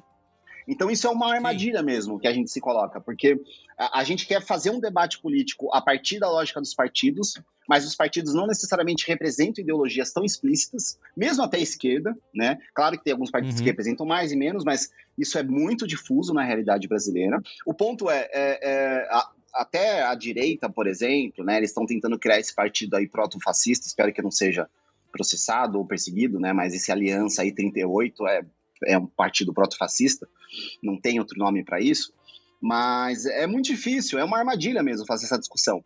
Agora, eu também acho que existe a possibilidade, fica até aí para o B9 talvez uma ideia aí de um programa de podcast, que é tentar puxar o chiclete para que esses partidos, então, de alguma maneira, se mobilizem. Então, um programa, por exemplo, discutindo cada programa a ideologia ou a cartilha de um partido no Brasil. A gente tem no Brasil, acho que mais de 20 ou 30 partidos, né? E a gente não faz noção do que eles representam ou não. Muitos a gente sabe que não representam nada. Mas a partir do momento que a gente coloca no debate público, vira por um partido aquele lá, Solidariedade, né? Da Força lá. E fala, cara, o que você representa? O que seu partido defende? Quais são as bandeiras? Ele pode falar, não, lê lá meu conteúdo programático. Não. Fala para as pessoas, fala para o público, né? Por que a gente tem que votar no seu partido nas próximas eleições? E fazer isso com todos os partidos, que todo mundo explicitamente, com o mesmo tempo, a mesma possibilidade, fale das suas defesas, fale das suas bandeiras. E isso vira, inclusive, um marco para que a gente possa analisar os passos que essas pessoas dão né, na vida política delas, nas pautas que elas defendem, nas campanhas que elas fazem. Se a gente não politiza isso, se a gente não entende o que está por trás, quais eram as pautas, qual era a discussão colocada, etc. e tal, a gente não vai entender quais são as diferenças. A gente não vai entender quais são as ideologias que estão por trás dos partidos. Mas aí você abriu uma caixa que esse programa vai durar mais 5 horas, que é assim. Ô, Joãozinho, o que você acha de aquecimento global? Pô, sei lá, deixa eu ver. A esquerda acha que existe o aquecimento global e devemos fazer alguma coisa. A direita acha que é mentira, é tudo um plano chinês para dominar o mundo. Então, assim, não é. Deixa eu ver os gráficos, a temperatura não é assim. E é bizarro. Outro dia apareceu no meu memória do Facebook assim, pautas que são da esquerda, mas que não deveriam ser da esquerda, tipo isso. Inclusão da mulher no mercado de trabalho, aquecimento global, igualdades em geral. Não, tá discussão de esquerda e direita agora sobre um vírus que tá matando gente. É isso. Se deve morrer gente ou não. Você quer que eu apoie a esquerda no negócio do PT? E é por isso que o João Dória vira comunista, porque você fala, não, ele é comunista, e é por isso. Puta, bicho, não. Bom, depois que o Moro virou comunista, Concordo, gente. Cris. Eu já... Concordo, Cris. E é isso. E aí, de novo, o que é isso? Despolitização. Esvaziamento. Tem uma palavra que é muito feia. E o Cris até falou, eu não quero ser um sociólogo chato, né? Fica falando coisas chatas e palavras difíceis. Mas é uma palavra que eu acho que é muito importante para esse momento, que é dessimbolização, né? Que é o esvaziamento. É você pegar uma parada que representava uma coisa, você tira todo o significado que ela tinha e usa aquilo ao seu bel prazer. Agora isso significa isso, agora aquilo significa outra coisa, e é o que esquerda e direita, partidos, política, bandeiras tem sido no nosso debate público, né? O que o presidente falou ontem, né? Ontem ou anteontem, né? A direita toma cloroquina e a esquerda toma tubaína, né? Os níveis de violência e dessimbolização, de esvaziamento que tem numa frase como essa, são, assim, grotescos, né? E aí a gente se pega, às vezes, esses dias até eu tentei escrever sobre isso, que acho que é uma coisa ainda, para mim, difícil de falar sobre, mas a gente se pega estabelecendo debates públicos a partir dos urros que essas figuras grotescas fazem, né? E a gente naturaliza esses urros, né? É como se o urro, porque para mim eu não tenho outra imagem, né? É um urro, é uma figura grotesca falando, urrando coisas. E a gente toma esse urro como uma coisa séria, né? E a gente discute essa coisa séria. Não que ela não seja séria, né? Mas o urro ele se torna uma coisa quase profética, né? E a gente não consegue sair disso. Mas esse é o maior problema do jornalismo declaratório, né? De colocar as aspas na primeira página como se fosse uma verdade em conteste, quando na verdade você tinha que falar assim, Bolsonaro falou merda, e aí coloca o que ele falou. Não colocar as aspas e deixar lá para as pessoas tirarem... Tem uma frasezinha de faculdade de jornalismo, mas que eu acho muito boa, que é o papel do jornalista, chuva, né? Não é tipo, alguém falou que tá chovendo, aí você vai lá, dá aspa. Fulano falou que tá chovendo. E aí você dá aspa pro outro lado, que é o outro fulano falou que não tava chovendo.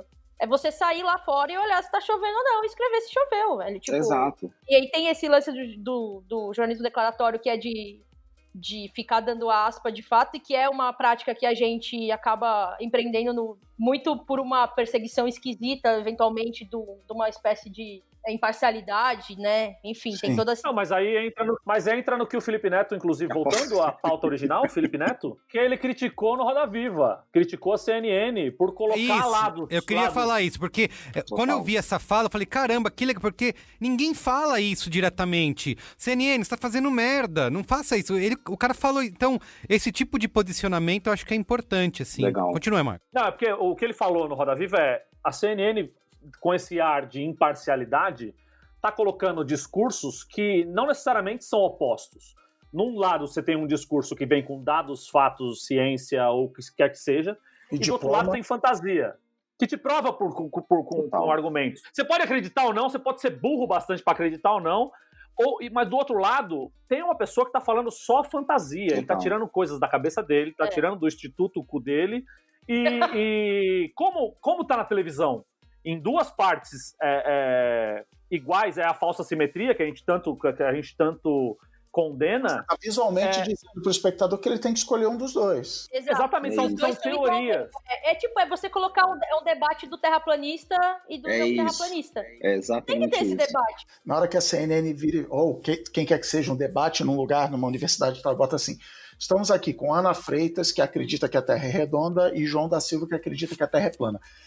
Instintivamente, a pessoa que está assistindo fala assim: o mundo está dividido, 50% dos especialistas é plano, eu tô vendo, na minha frente é isso que está acontecendo. O mundo está O dividido. mundo está dividido, é uma folha 4 cortada ao meio ou é uma bola rachada? Não sabemos.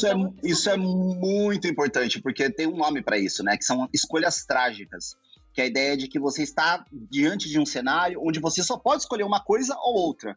E, invariavelmente, uma das duas, elas são trágicas, porque elas não te dão a possibilidade de enxergar que as coisas são muito mais amplas do que A ou B, D ou C, aquilo que está colocado. E a CNN, com esse tal grande debate, faz muito isso, né? A gente chama de doisladismo, mas essa falsa sensação de que as coisas são equivalentes, são simétricas e que você precisa escolher uma das duas. E não há outra possibilidade, enfim. E quando uma dessas opções é o Caio Coppola, eu tô sempre do outro lado. E isso eu falo para os ouvintes. Sempre que você estiver vendo um debate e de um lado tiver o Caio Coppola, você vai pro outro lado, que o outro lado tá sempre certo. Voltando a esse lance de você comparar como duas coisas equivalentes, eu fui outro dia, antes da pandemia, eu fui jantar com a minha irmã e com uma outra meia-irmã minha, e a gente foi jantar e a gente estava falando sobre isso, sobre como as coisas são absurdas e colocam as coisas em pé de igualdade, coisas que são provadas cientificamente e coisas que são fantasia das cabeças das pessoas.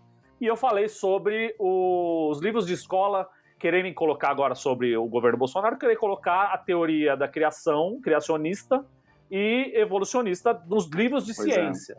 E eu falei para ela, falando para elas que estava errado. E a minha irmã, que é mais nova, tem 19 anos, ela falava assim: não, mas é uma teoria. Eu falei: não é uma teoria. É uma teoria criada a partir da cabeça de uma pessoa. Você está colocando uma visão religiosa ao lado da ciência, que com dados e fatos e estudos provou que o ser humano evoluiu de toda a história da evolução. E você está colocando as coisas em pé de igualdade. E não é uma escolha. Você não tem que escolher. Você pode escolher acreditar no criacionismo. Mas isso não tem que ser ensinado na escola. Tem que ser ensinado na igreja. A pessoa escolhe na igreja ser ensinado sobre isso. Exatamente, não no livro de ciência. Também com as outras religiões. Como é que as outras religiões veem? Exatamente. Senão você tá lá no meio da aí tem aula de religião. Aí você tem aula de uma teoria. É a teoria cristã. A teoria muçulmana pensa em outra coisa. O shintoísmo pensa em outra coisa. Eu queria fazer duas perguntas pra gente se encaminhar aqui pro final, que é, se o apego que a gente tem, que a esquerda, que os progressistas têm, esses influenciadores aí que estão agora pulando de lado, né, no muro, se isso não é uma carência da falta de grandes líderes, né? Que a gente tem líderes políticos nos partidos ou não, mas... Porque assim, quando vem o Felipe Neto da vida, todo mundo, olha lá, vamos lá, o Felipe Neto. Não representa talvez uma carência? Essa sua pergunta me fez lembrar do que o Túlio falou de partidos. E, explica aí o seu partido. É que no Brasil e muitos outros lugares do mundo, o partido é a pessoa, né? Primeiro, eu não estou votando no partido, eu estou votando no coronel não sei o que lá, no bombeiro não sei o que lá, o Brasil tem esses nomes, você nem sabe de que partido o cara é. Apesar do sistema eleitoral, tecnicamente, os candidatos estão escondendo os partidos, né? Você vê muita propaganda de candidato, você não consegue saber. Eu vi outro dia no Twitter um cara que estava falando coisas sensatas, eu cliquei no perfil dele para saber de que partido era, não tem. Você não acha em lugar nenhum, você precisa pesquisar. O presidente, nesse momento, é sem partido, aparece no Jornal Nacional, Jair Bolsonaro, sem partido. Porque é isso, é que vocês falaram, partido é só uma legenda, é só uma burocracia, um CNPJ. Uma obrigação, exatamente. O que eu quero fazer, meu plano de poder. Mas essa tua pergunta tem isso. A gente, seres humanos ou brasileiros, não tem orientação política, a gente carece desse caraca, olha aí, esse cara falou, vamos lá e tal. Eu nunca tinha parado para pensar nisso que você falou, mas sim, eu sinto que a gente precisa de um cara para ir na frente e a galera seguindo atrás. Não, mas o ser humano, ele é necessariamente, ele como um ser social, ele sempre busca alguém para seguir, uma opinião para onde balizar a sua opinião, certo? Dificilmente uma pessoa vai acordar de manhã e falar assim, a minha opinião é isso e eu não vou mudar ela nunca mais. Tem quem faça isso, mas geralmente é um idiota. Eu acho que falta lideranças. O que mais próximo estava chegando de ser uma nova liderança no campo progressista, que era o Ciro Gomes, cagou no pau. Total. Depois do primeiro pau da eleição, depois do primeiro turno da eleição, e agora entrou nessa de ser o antipetista, porque ele viu que isso ele acha que isso vai gerar nele uma simpatia da direita, quando na verdade só tá gerando antipatia da esquerda, porque ele tá nessa... E de quem ele precisa dos votos, né? Só tá se queimando cada vez mais e vai chegar na eleição e vai ter 12%, 10%, que é o que ele consegue ter com esse estilo dele. Eu queria, pra gente terminar, perguntar como que a gente pode provocar mais essas ondas de mudança e trazer mais gente pro nosso lado. Como conseguir novos Felipes Netos, influenciadores populares que estão aí, até agora não se posicionaram, não falam nada porque estão com medo de perder contratos, de perder seguidores. O próprio Felipe Neto mostrou isso, né? Que ele perdeu seguidores nesse processo todo. Enfim... Até pra quem vive, ele tá falando isso só pra se promover. Não, cara, é uma roubada se posicionar. Exato, pelo contrário, com certeza. Eu tenho uma, assim, eu não sei se esse exemplo vai ser bom, e até se talvez alguns seguidores aí do Braincast fiquem bravos, enfim, não sei. A nossa especialidade é deixar seguidor do Braincast bravo. Eu vi uma coisa em Cuba que eu achei muito interessante. Muitas coisas. Pronto, olha lá. Vai pra Cuba, vai pra Venezuela. Mas eu fiquei pensando muito sobre isso. Na TV de Cuba, toda noite eles assistem novela, e geralmente são novelas brasileiras, eles amam novelas brasileiras, eles adoram Lázaro Ramos, enfim, eles adoram novelas brasileiras.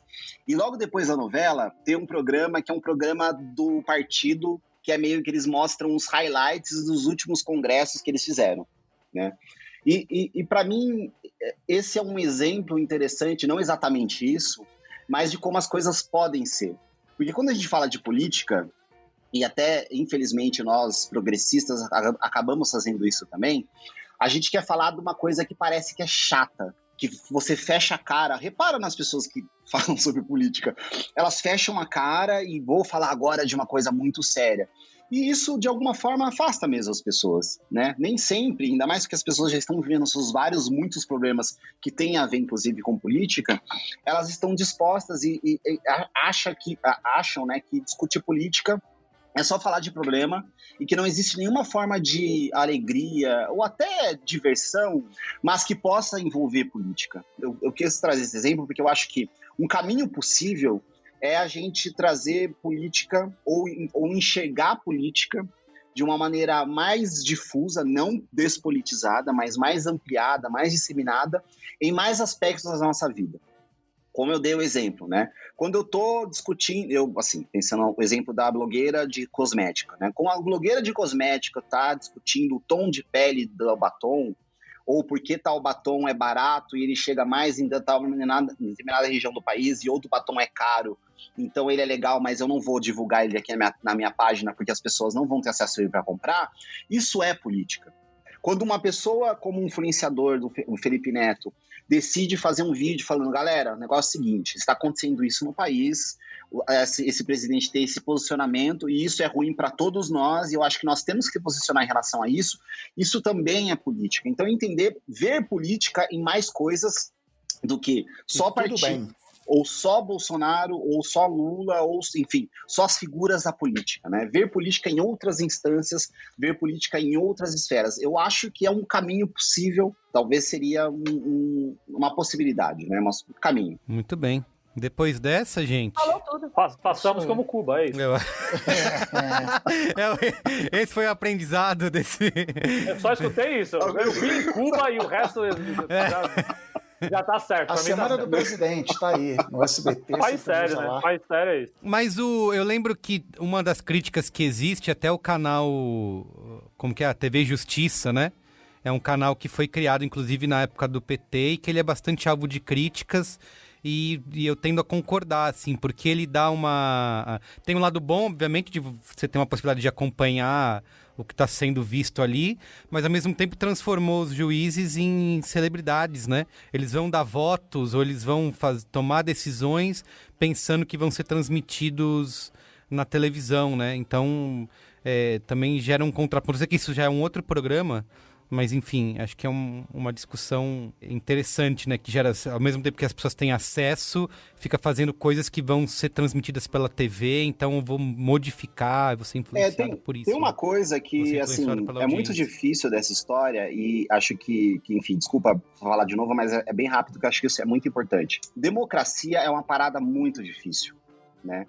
Você pensar num sistema político que ele é baseado em representação, ele é baseado em representações de polos e visões e perspectivas diferentes, é uma parada que é muito difícil. E mais do que isso, é uma parada que é difícil e que precisa ser feita a todo momento, né? Então, a gente tem essa coisa de buscar consenso em tudo. Não, vamos buscar frente ampla, não, vamos se unir, vamos parar de fazer disputas internas e todo mundo ter a mesma visão.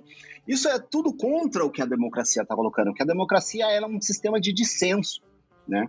E o nosso grande desafio é como é que a gente consegue viver num sistema onde nós precisamos usar o dissenso ou lidar com o dissenso para construir consensos, para construir possibilidades, para construir caminhos onde, de alguma maneira, a maioria vai ser beneficiada, o bem comum vai ser, de alguma forma, atendida, né? Porque o contrário disso é oligarquia, o contrário disso é plutocracia, o contrário disso é tirania, enfim. Então, eu acho que tem um puto esforço e um reconhecimento da nossa parte, das pessoas que estão querendo falar sobre política ou estão pensando política, que é de colocar à mesa esse desconforto do dissenso, né? Muitas vezes a gente não quer falar do desconforto do dissenso, a gente quer falar uma coisa que o outro vai falar.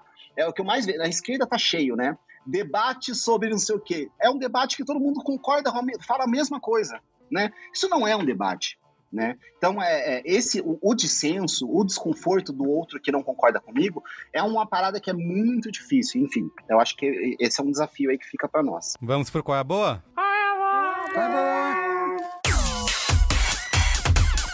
Qual é a boa?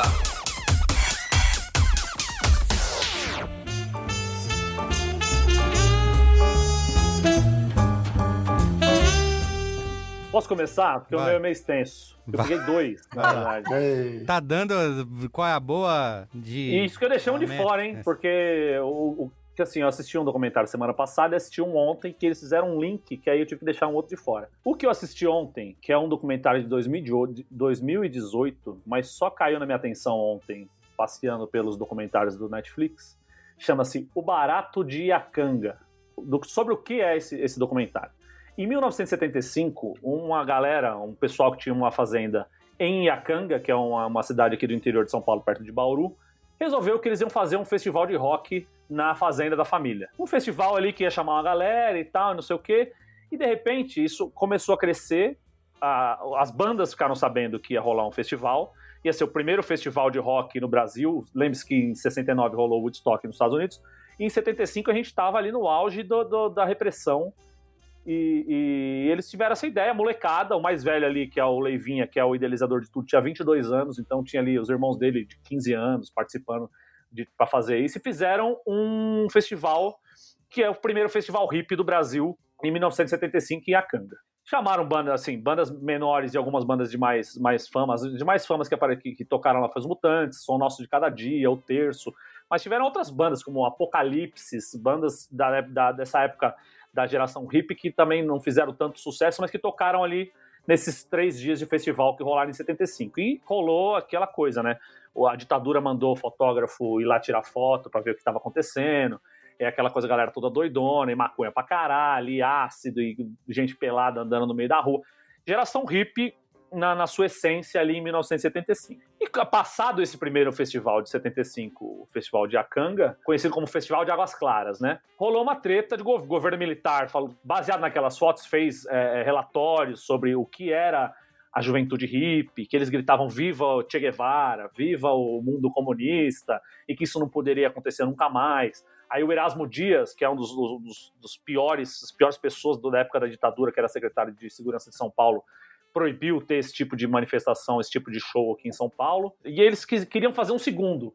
E esse segundo festival de Águas Claras só foi rolar em 1981. Que esse foi um que eles conseguiram. Isso aí, uma das irmãs do Leivinha se formou advogada e foi a Brasília. e fez todo um plano para mostrar como seria esse festival. E o grande problema da ditadura era ter festival de rock, porque festival de rock quer dizer que só tem maluco, só tem hippie. Então o que eles fizeram? Eles fizeram um festival de música brasileira. Então nesse segundo festival de 1981, eles já chamaram Luiz Gonzaga, Gonzaguinha, Alceu Valença, Itamar Assunção. Inclusive o meu grande amigo Luiz Chagas tocou com Itamar Assunção nesse festival. E Raul Seixas, que era um dos caras assim, que era tido como maldito na época por falar essas coisas, sociedade alternativa e tal. E Gilberto Gil também tocou, fez um show lindíssimo nesse documentário, tem cenas maravilhosas dele cantando Não Chore Mais, cantando Refazenda. E é muito foda você ver que ali, assim, no Brasil, nos anos 70, tudo chegava muito mais tarde, né? Então você vê que o Festival de Woodstock foi em 69, nos Estados Unidos, e em 1981 ainda tinha essa aura hippie que foi chegando aos poucos no Brasil e que 12 anos depois ainda estava muito viva, porque como não tinha abertura, a galera ainda estava vivendo os anos 60, anos 70. Então foi um festival muito legal, porque essa coisa de a comunidade hippie junta, ela invariavelmente não vai ter treta, não vai ter briga, não vai ter roubo, não vai ter... E foi um festival muito bonito porque tinha essa unidade dessa galera que queria viver tempos mais leves e tempos mais com abertura, né? Então rolou esse de 81 que foi um puta sucesso, os caras ainda tiveram prejuízo e tal, porque muita gente invadiu, e eles fizeram um terceiro em 1983, que aí já foi um lance mais profissional, já fizeram lanchonetes e com mais estrutura pra galera e tal. Só que eles deram azar que choveu pra caralho, então, atolou tudo, a estrada atolou, os artistas pra chegar foi uma treta. Os caras deram conta que o Erasmo Carlos tinha feito um monte de exigência pra participar do festival, teve que chegar em cima de um caminhão, e ele tava achando tudo muito mó barato e não sei o quê. E os caras conseguiram levar o João Gilberto, que não tocava no Brasil há não sei quanto tempo, pra fazer um show em Iacanga pra aquela comunidade hippie toda. E é muito foda, eu fico até arrepiado de lembrar, porque quando ele começa a tocar pra essa galera... E ele começa a cantar ele senta e dá uma microfonia no microfone e ele faz uma menção que vai levantar e os caras, o Leivinho fala, ô João, toca aí, vai, não enche a porra do saco, pô, a galera tá esperando. E ele começa a tocar e todo mundo começa a cantar e ele começa só a tocar e a galera cantando em uníssono assim e ele fica emocionado. É muito foda. E esse de 83 é o maior sucesso, os caras chegam no auge. O que acontece quando chega no auge? Publicitário entra na fita. E quando o publicitário entra na fita, caga tudo. Então, em 84, já tem patrocínio da Malte 90. Os caras fizeram o de 83 em setembro e quiseram fazer em 84 já no Carnaval. Então, e aí você vê que começa a degringolar e os caras vão contando como é que esse 84 é o último, porque não perdeu a aura, sabe? Começou a vir gente que não tava mais nessa pegada hippie, paz e amor, o caralho, os caras no final dá tudo errado, chove pra caralho, enfim. E é um puta retrato de uma época no Brasil em que você vê ali como funcionava a repressão e como funcionava você tentar burlar a repressão, você tentar fazer com que as pessoas vivessem tempos mais leves, mesmo estando nos anos de chumbo ali do Brasil. E tendo esse festival, o Barato de Iacanga, esse documentário como base, eu linkei com outro documentário que eu assisti no Netflix esses dias, que em português chama Maior Viagem, Uma Aventura Psicodélica, que em inglês é Have a Good Trip, Adventures of Psychedelics. Ele começa sendo apresentado pelo Nick Offerman, que vocês devem conhecer mais como Ron Swanson, de Parks and Recreation, e é um documentário sobre as viagens de ácido das pessoas, das celebridades que ali toparam darem seus depoimentos sobre viagens de ácido ou viagens de alucinógenos com peiote, ácido, cogumelo e um monte de coisa. Então ali você tem o Sting falando sobre uma viagem que ele fez ao México para tomar peiote, a Sarah Silverman falando que a primeira vez que ela tomou ácido, o Ed Rock dos Beastie Boys falando como uma aventura que ele entrou num carro e tomou ácido e, enfim, aconteceu um monte de coisa. A Carrie Fisher, que inclusive assim, são dois personagens que não estão mais entre nós e que estão dando depoimento ali. A Carrie Fisher, a Princesa Leia, a eterna Princesa Leia, falando que a maior parte da vida dela ela passou sobre o efeito de ácido e que era a melhor coisa do mundo. Ela mostra a casa dela é tipo uma casa de gnomo, assim, tá ligado? Cheio de coisinhas ligadas a essa estética do ácido e do alucinógeno. E o Anthony Bourdain contando também uma história dele sobre essa primeira viagem de ácido, uma coisa que deixou ele muito assustado e que depois no final deu tudo certo, e que o quanto que as viagens de ácido e a influência que a cultura pop tem sobre o ácido, né? Ele até cita o Hunter Thompson, que era um cara que fazia o jornalismo gonzo, que era um grande entusiasta dos alucinógenos, influenciou a vida dele. E tem uma história, e a última história que eu quero destacar aqui é que é do Ben Stiller, falando sobre a viagem que ele teve de ácido quando ele era moleque, e ele contou uma história sobre ele e o pai dele, Jerry Stiller, que faleceu agora semana passada, que é o Frank Costanza, pai do George Costanza no Seinfeld, falando de como ele foi contar pro pai dele como o pai dele lidou com tudo isso estando longe, tá? É muito foda. Então, o primeiro, voltando aqui, porque eu falei pra caralho, deixa eu relembrar quais são as dicas. O primeiro é o Barato de Acanga, documentário sobre o Festival de Águas Claras, e de 2018, e o outro é um desse ano, Maior Viagem, uma aventura psicodélica, um documentário sobre viagens alucinógenas. É isso. Isso não é uma apologia aos alucinógenos, gente. Imagina. Mas se quiser, pode tomar, tá tudo certo. Muito bem. Quem mais? Eu posso falar, então. Eu queria indicar 2 livros, assim, a partir dessa conversa, que eu acho que podem ser 2 livros, um difícil, um menos... o difícil, vou falar primeiro. É um livro chamado O Ódio à Democracia, do Jacques Rancière, nome francês. Esse é um livro do Rancière discutindo por que a gente tem dificuldade de lidar com o dissenso. Bem essa parada que eu falei agora no final. E é um livro assim que... Ele é um pouco difícil, porque a linguagem do Rancière é uma linguagem que às vezes dá umas travadas, mas é um livro curto, é um livro que tem 120 páginas.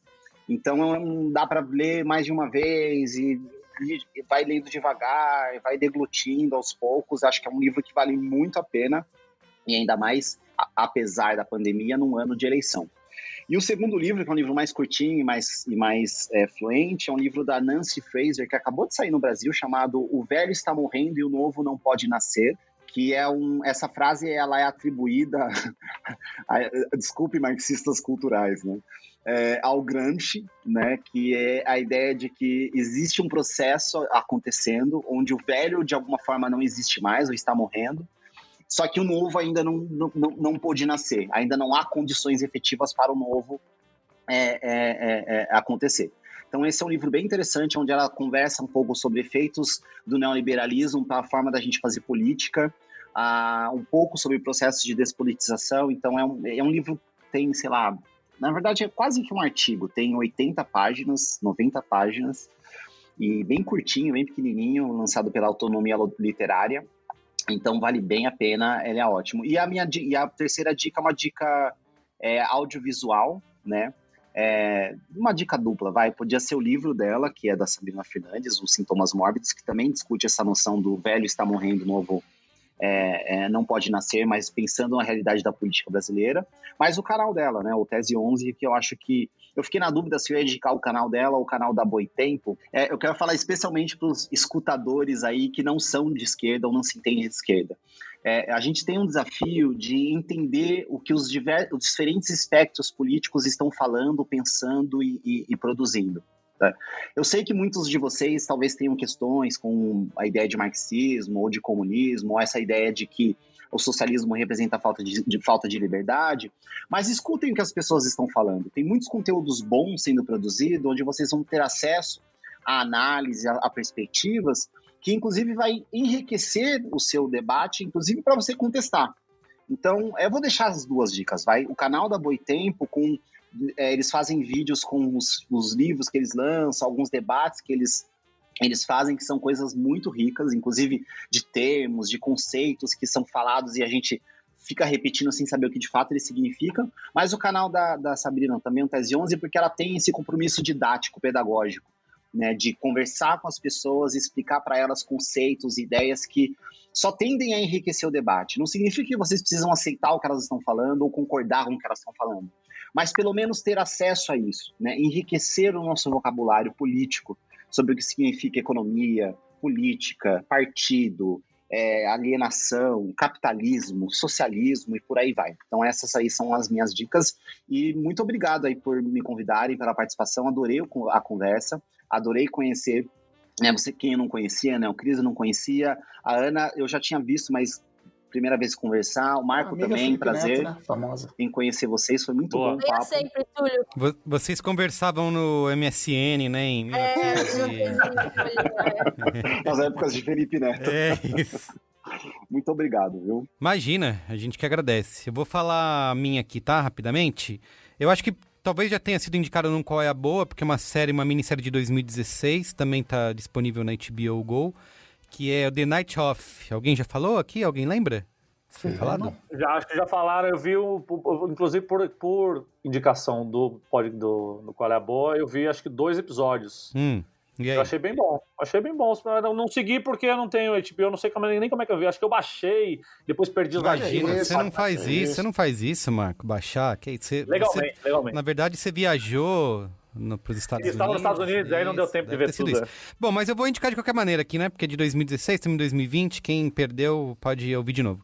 Que eu já estava na minha lista há algum tempo para assistir, porque eu lembro que teve uma repercussão na época. É uma minissérie de 8 episódios que teve produção, quando ele ainda estava vivo, obviamente, do James Gandolfini, que é o senhor Tony Soprano, né? Ninguém menos que... Mas depois ele morreu, o projeto ficou meio parado, e até que em 2016 ele foi retomado aí e estreou com esses 8 episódios. Ele é uma série de criminal, né? É quase um remake de uma outra série britânica, Criminal Justice, que chama, onde tem um jovem de origem paquistanesa que ele sai um dia de casa para ir para uma festa, por isso que chama The Night Of, e ele acaba parando na rua, encontrando uma desconhecida, sai com ela, vai para casa com ela e tal, tem uma noite tórrida de amor, e aí quando ele acorda, ela tá morta na cama, cheia de facada. E aí ele entra em pânico, sai correndo e na cena do crime tem todas, obviamente, as pistas possíveis que levam a ele como o assassino, né? E aí a série vai mostrar todo esse desenrolar, né? Ele vai ser preso, obviamente, daí tem todo esse processo de como ele vai ser julgado e tal. É uma série que, assim, a gente já viu milhões de vezes essa história. O que eu acho que pra mim me chamou muito a atenção e me deixou impressionado é a maneira como eles filmam e contam essa história. Acho que é tudo sobre a maneira de contar, né? Porque vira quase uma série procedural, assim, onde eles vão mostrando cada detalhe do sistema de justiça americano, de todo ponto que a pessoa passa, né? De quando ela é presa, de quando ela vai para a delegacia, até ela ser levada para cadeia, ser levada a julgamento. Tem muitos planos, detalhes, assim, né? Que vai filmando os detalhes mesmo de por onde ele vai passando até chegar na cadeia, até ser julgado, enfim. Eu acho que é isso que é o grande diferencial, você saber contar uma história que você falando aqui, tá bom, já vi milhões de vezes isso, mas o storytelling, né, para usar uma buzzword, eu acho que é o segredo de The Night Of, mesmo que eu tenha alguns problemas com o final da série em si, acho que ela não consegue ter esse brilhantismo que teve no início, no final, tem algumas decisões que eu acho bem questionáveis. Eu detesto coincidência em história, assim, Mas elas acontecem, né? Tudo bem, mas é que isso só aconteceu porque elas estavam no mesmo lugar, no mesmo horário, e essas coisas acontece. Carlos, no fim do dia é sobre como contar história. Isso. Cara, que trinca, hein, Marco Mello? Parabéns. Que trinca não é a mesma frase. Mas ainda assim, acho que vale muito, assim, tá? Tá na HBO, The Night Of. Tá, vou fazer a minha. Qual é a boa dessa semana? É uma série documental da Netflix que se chama Condenados pela Mídia. Puta, acabei de colocar na lista aqui. Ai, perdeu. Vamos ver se falar. Não, é ótima. Quer dizer, tá na minha também. Tem questões, mas eu acho que assim, eu fui assistir porque eu achei que era uma série sobre casos de linchamentos morais promovidos pela mídia. Então, isso, eu botei na minha lista achando que é isso. Não é isso? Então, não exatamente. Não é uma no fim do dia é sobre o quê? No fim do dia, não é exatamente uma série sobre como a mídia pré-condena suspeitos de crimes e isso acaba causando um monte de questões e tal. É uma série sobre casos de crimes reais. Então, houve, de fato, um crime e que a mídia tem participação ativa em como aquele crime foi, então, julgado. Então, a gente está falando, por exemplo, o primeiro episódio é uma história muito curiosa e que a gente tem ecos nossas aqui no Brasil, infelizmente. Acontece o seguinte, tá? São programas de auditório tipo Sônia Abrão, que as pessoas vão lá à tarde, se expõem, e aí, caso de família... Sônia Abrão não, Cristina Rocha. Sônia Abrão não tem plateia. Obrigada, me desculpe. E aí, um desses programas, o tema é Sou apaixonado pelo meu amigo e ele não sabe. Isso é começo dos anos 90. E aí um cara vai lá, liga no programa e fala, eu sou apaixonado pelo meu amigo, e então meio que pra expor ali, chamar uma pessoa, ela ficar surpresa, né, o amigo hétero, enfim. E aí vai esse cara lá, vai o amigo participa do programa até curiosa, tipo, tá tudo bem, ele dá risada, ele fala, não, eu sou hétero, mas ai, tô com vergonha, que engraçado, eu não sabia. Tipo, o cara parece que tá ok, tá um pouco envergonhado pela situação, mas ele não fica bravo, ele não reage mal e tal. E 2 dias depois ele mata o cara. E aí ele é processado pelo Estado, ele é condenado, né, e vai preso. E depois disso, a família do cara que foi assassinado, né, processa o programa, dizendo que a culpa foi do programa de expor eles lá ao constrangimento e causar tudo o que aconteceu. Então a série trata de fato sobre casos em que a mídia tem um papel, nesse caso específico de réu, mas papel de influenciar e mudar os rumos de um crime. Então, um exemplo, acho que a gente análogo àquela história da Eloá, né? Da menina Eloá, que foi sequestrada em Santo André, vocês lembram dessa história, imagino. E aí, foi a Sônia Abrão, nesse caso, né? Que ligou pro sequestrador ao vivo, no programa, e a Eloá acabou assassinada. E aí também tem outros casos que a gente pode ir mais recentemente, mas de como a mídia tem um papel muito importante de ator, fundamental, não só de, como algumas pessoas às vezes veem, mas não só de propagar, né, de ser um veículo para as notícias, mas é como um ator fundamental de certas questões jurídicas e de crime hoje. Tipo, a gente pode até falar do impeachment e, enfim, do caso Sérgio Moro e de como a mídia foi um ator importante, né? Uma peça, que não é uma peça só de veículo. Sim, é um caso por episódio, né? É um caso por episódio. Eu achei os episódios um pouco arrastados. Ih. Achei que poderia ter sido mais curto. Sim. Quanto tem? 1 hora cada um? Eu achei que poderia ter sido mais curto. Às vezes se estendem. Tem algumas críticas ao fato de que eles tocam muito pouco na questão da homofobia no primeiro episódio. Eles vão muito mais expôs o cara, não expôs o cara, quando no fundo a grande questão aí é que se ele não se sentisse constrangido, que problema teria o amigo dele estar interessado nele, né? Toca-se muito pouco na questão da homofobia no primeiro episódio. Assim, fala-se, mas é muito um passant. Eles dão a entender que a homofobia não é o principal fator aqui, quando eu acho que nesse caso mas enfim. Mas eu acho que é uma série interessante pra gente pensar como a mídia, ela pode ser ator principal às vezes, e a gente às vezes espera ou entende que ela é um veículo e papel, enfim, necessidade de responsabilidade, mesmo em programas de entretenimento, que às vezes acabam se afastando disso e tudo mais. Foi bem sério o meu Qual é a Boa, né? Aqui não tem mais sprayzinho e xixi de gato, não. Tem de tudo. Aqui tem tudo, porque aqui a gente tem uma miríade aí de universos. Muito bem.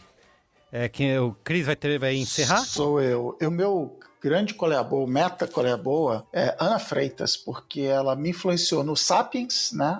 O livro que marcou minha carreira aqui no... Agora eu ganhei. Ela me influenciou no... Comprei um robozinho aspirador, na verdade eu comprei um igual dela, veio com defeito, eu mandei devolver. Então Não, mas a culpa não é sua. Aquela peça veio com defeito. E ao vir o que estava com defeito, eu me dei conta de que ele não ia, o tamanho dele não ia dar conta da minha, do tamanho da minha mansão, né? Da minha mansão e da quantidade de animais que eu mantenho aqui no meu zoológico Tiger King. E então eu comprei o maior, que é o EUFY, EUFY, que é maior, um pouquinho mais inteligente, ele volta sozinho para a base e tal. Eu estou extremamente satisfeito com ele por causa dessa digital influência. E aí, em geral, peço que as pessoas sigam o Instagram de Ana Freitas. Qual é o arroba aí, Ana? É @AnaBSF. B de bola, S de sapo, F de faca. E essas são as minhas iniciais e, coincidentemente, são as 3 consoantes que mais são confundidas com outras. Eu sinto muito. Ana BSF no Instagram. E no Twitter é Ana_Freitas, mas lá eu só dou RTs, eu não posto muito. Então, é que no Instagram Stories de Ana Freitas, ela faz uma curadoria apurada, que há de pior da internet de memes e besteiras e absurdos que você virar e xingar a tela chamar de idiota a pessoa que postou aquilo e falar assim, como ser idiota, obrigado por ser idiota assim, e dar risadas sonoras em alto e bom som. E aí o segundo Qual é a Boa, que aí é um Qual é a Boa mesmo, eu estou muito feliz que o Carlos Merigo não tem certeza se ele já deu o Qual é a Boa dele, porque eu também não tenho certeza se eu já dei esse. É o filme Patterson, com o eterno Kylo Ren, Adam Driver, e o Patterson é um motorista de ônibus na cidade de Patterson, em Nova Jersey, e é o famoso filme que foge dos padrões, dos 3 atos e tal. E o Patterson, ele é um cara que ele é motorista de ônibus, ele é poeta amador, ele carrega com ele um caderninho onde ele anota as poesias dele, e o filme se passa durante 5 dias, né, de segunda a sexta, mostrando cada dia da vida dele. No fim do dia, cada um interpreta o filme como quiser, mas eu acho que ele é sobre ambição ou falta de ambição, que o Patterson é um cara que é zero ambicioso, ele tá super ok com a vida dele, ele tá super ok com o casamento dele e com a mulher dele, ele é visivelmente apaixonado pela mulher dele, mas rola principalmente da mulher dele, mas uma questão de ambição. Assim, não, você tem que publicar suas poesias, você tem que fazer assim. Cara, ele tem a vida dele, ele vai, ele dirige o ônibus dele, ele almoça no mesmo lugar, ele escreve umas poesias, ele volta para casa, aí ele leva o cachorro para passear, ele para num bar, ele toma um chopp, ele volta para casa e ele acha aquilo show.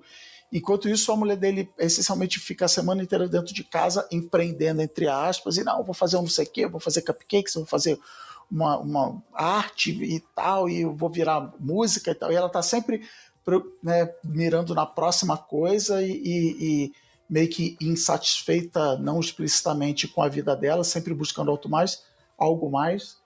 E o Patterson está super de boa com a vida dele. Eu nem sei se qualifica como um spoiler, mas assim...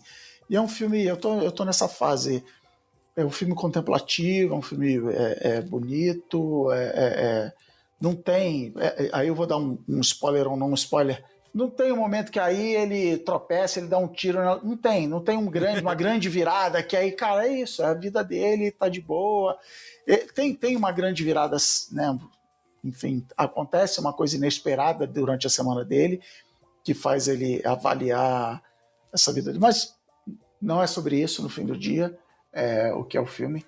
Então, Patterson, eu não sei, eu já dei o Qual é a Boa aqui do Just Watch, né? Então deixa eu abrir aqui o Just Watch, para você saber em que redes de streaming está passando. E ele está passando nas redes de aluguéis, o Google, a Apple, para você alugar avulso. No fim do dia é sobre storytelling, né? Sobre storytelling. Esse é o título do programa, acabou de mudar. Né? É isso, esse é o meu Qual é a Boa. Muito bem, então é isso, gente. Valeu, galera. Obrigado, Valeu. Viu? Muito Prazer bom gravar estar de com dia, vocês. Foi demais, gente. Eu Foi adorei. demais. Muito bom, muito obrigado, gente. Túlio, volte sempre. Você acrescentou muito a nossa falação sem nenhum vazamento. É sempre bom ter alguém que sabe do que tá falando.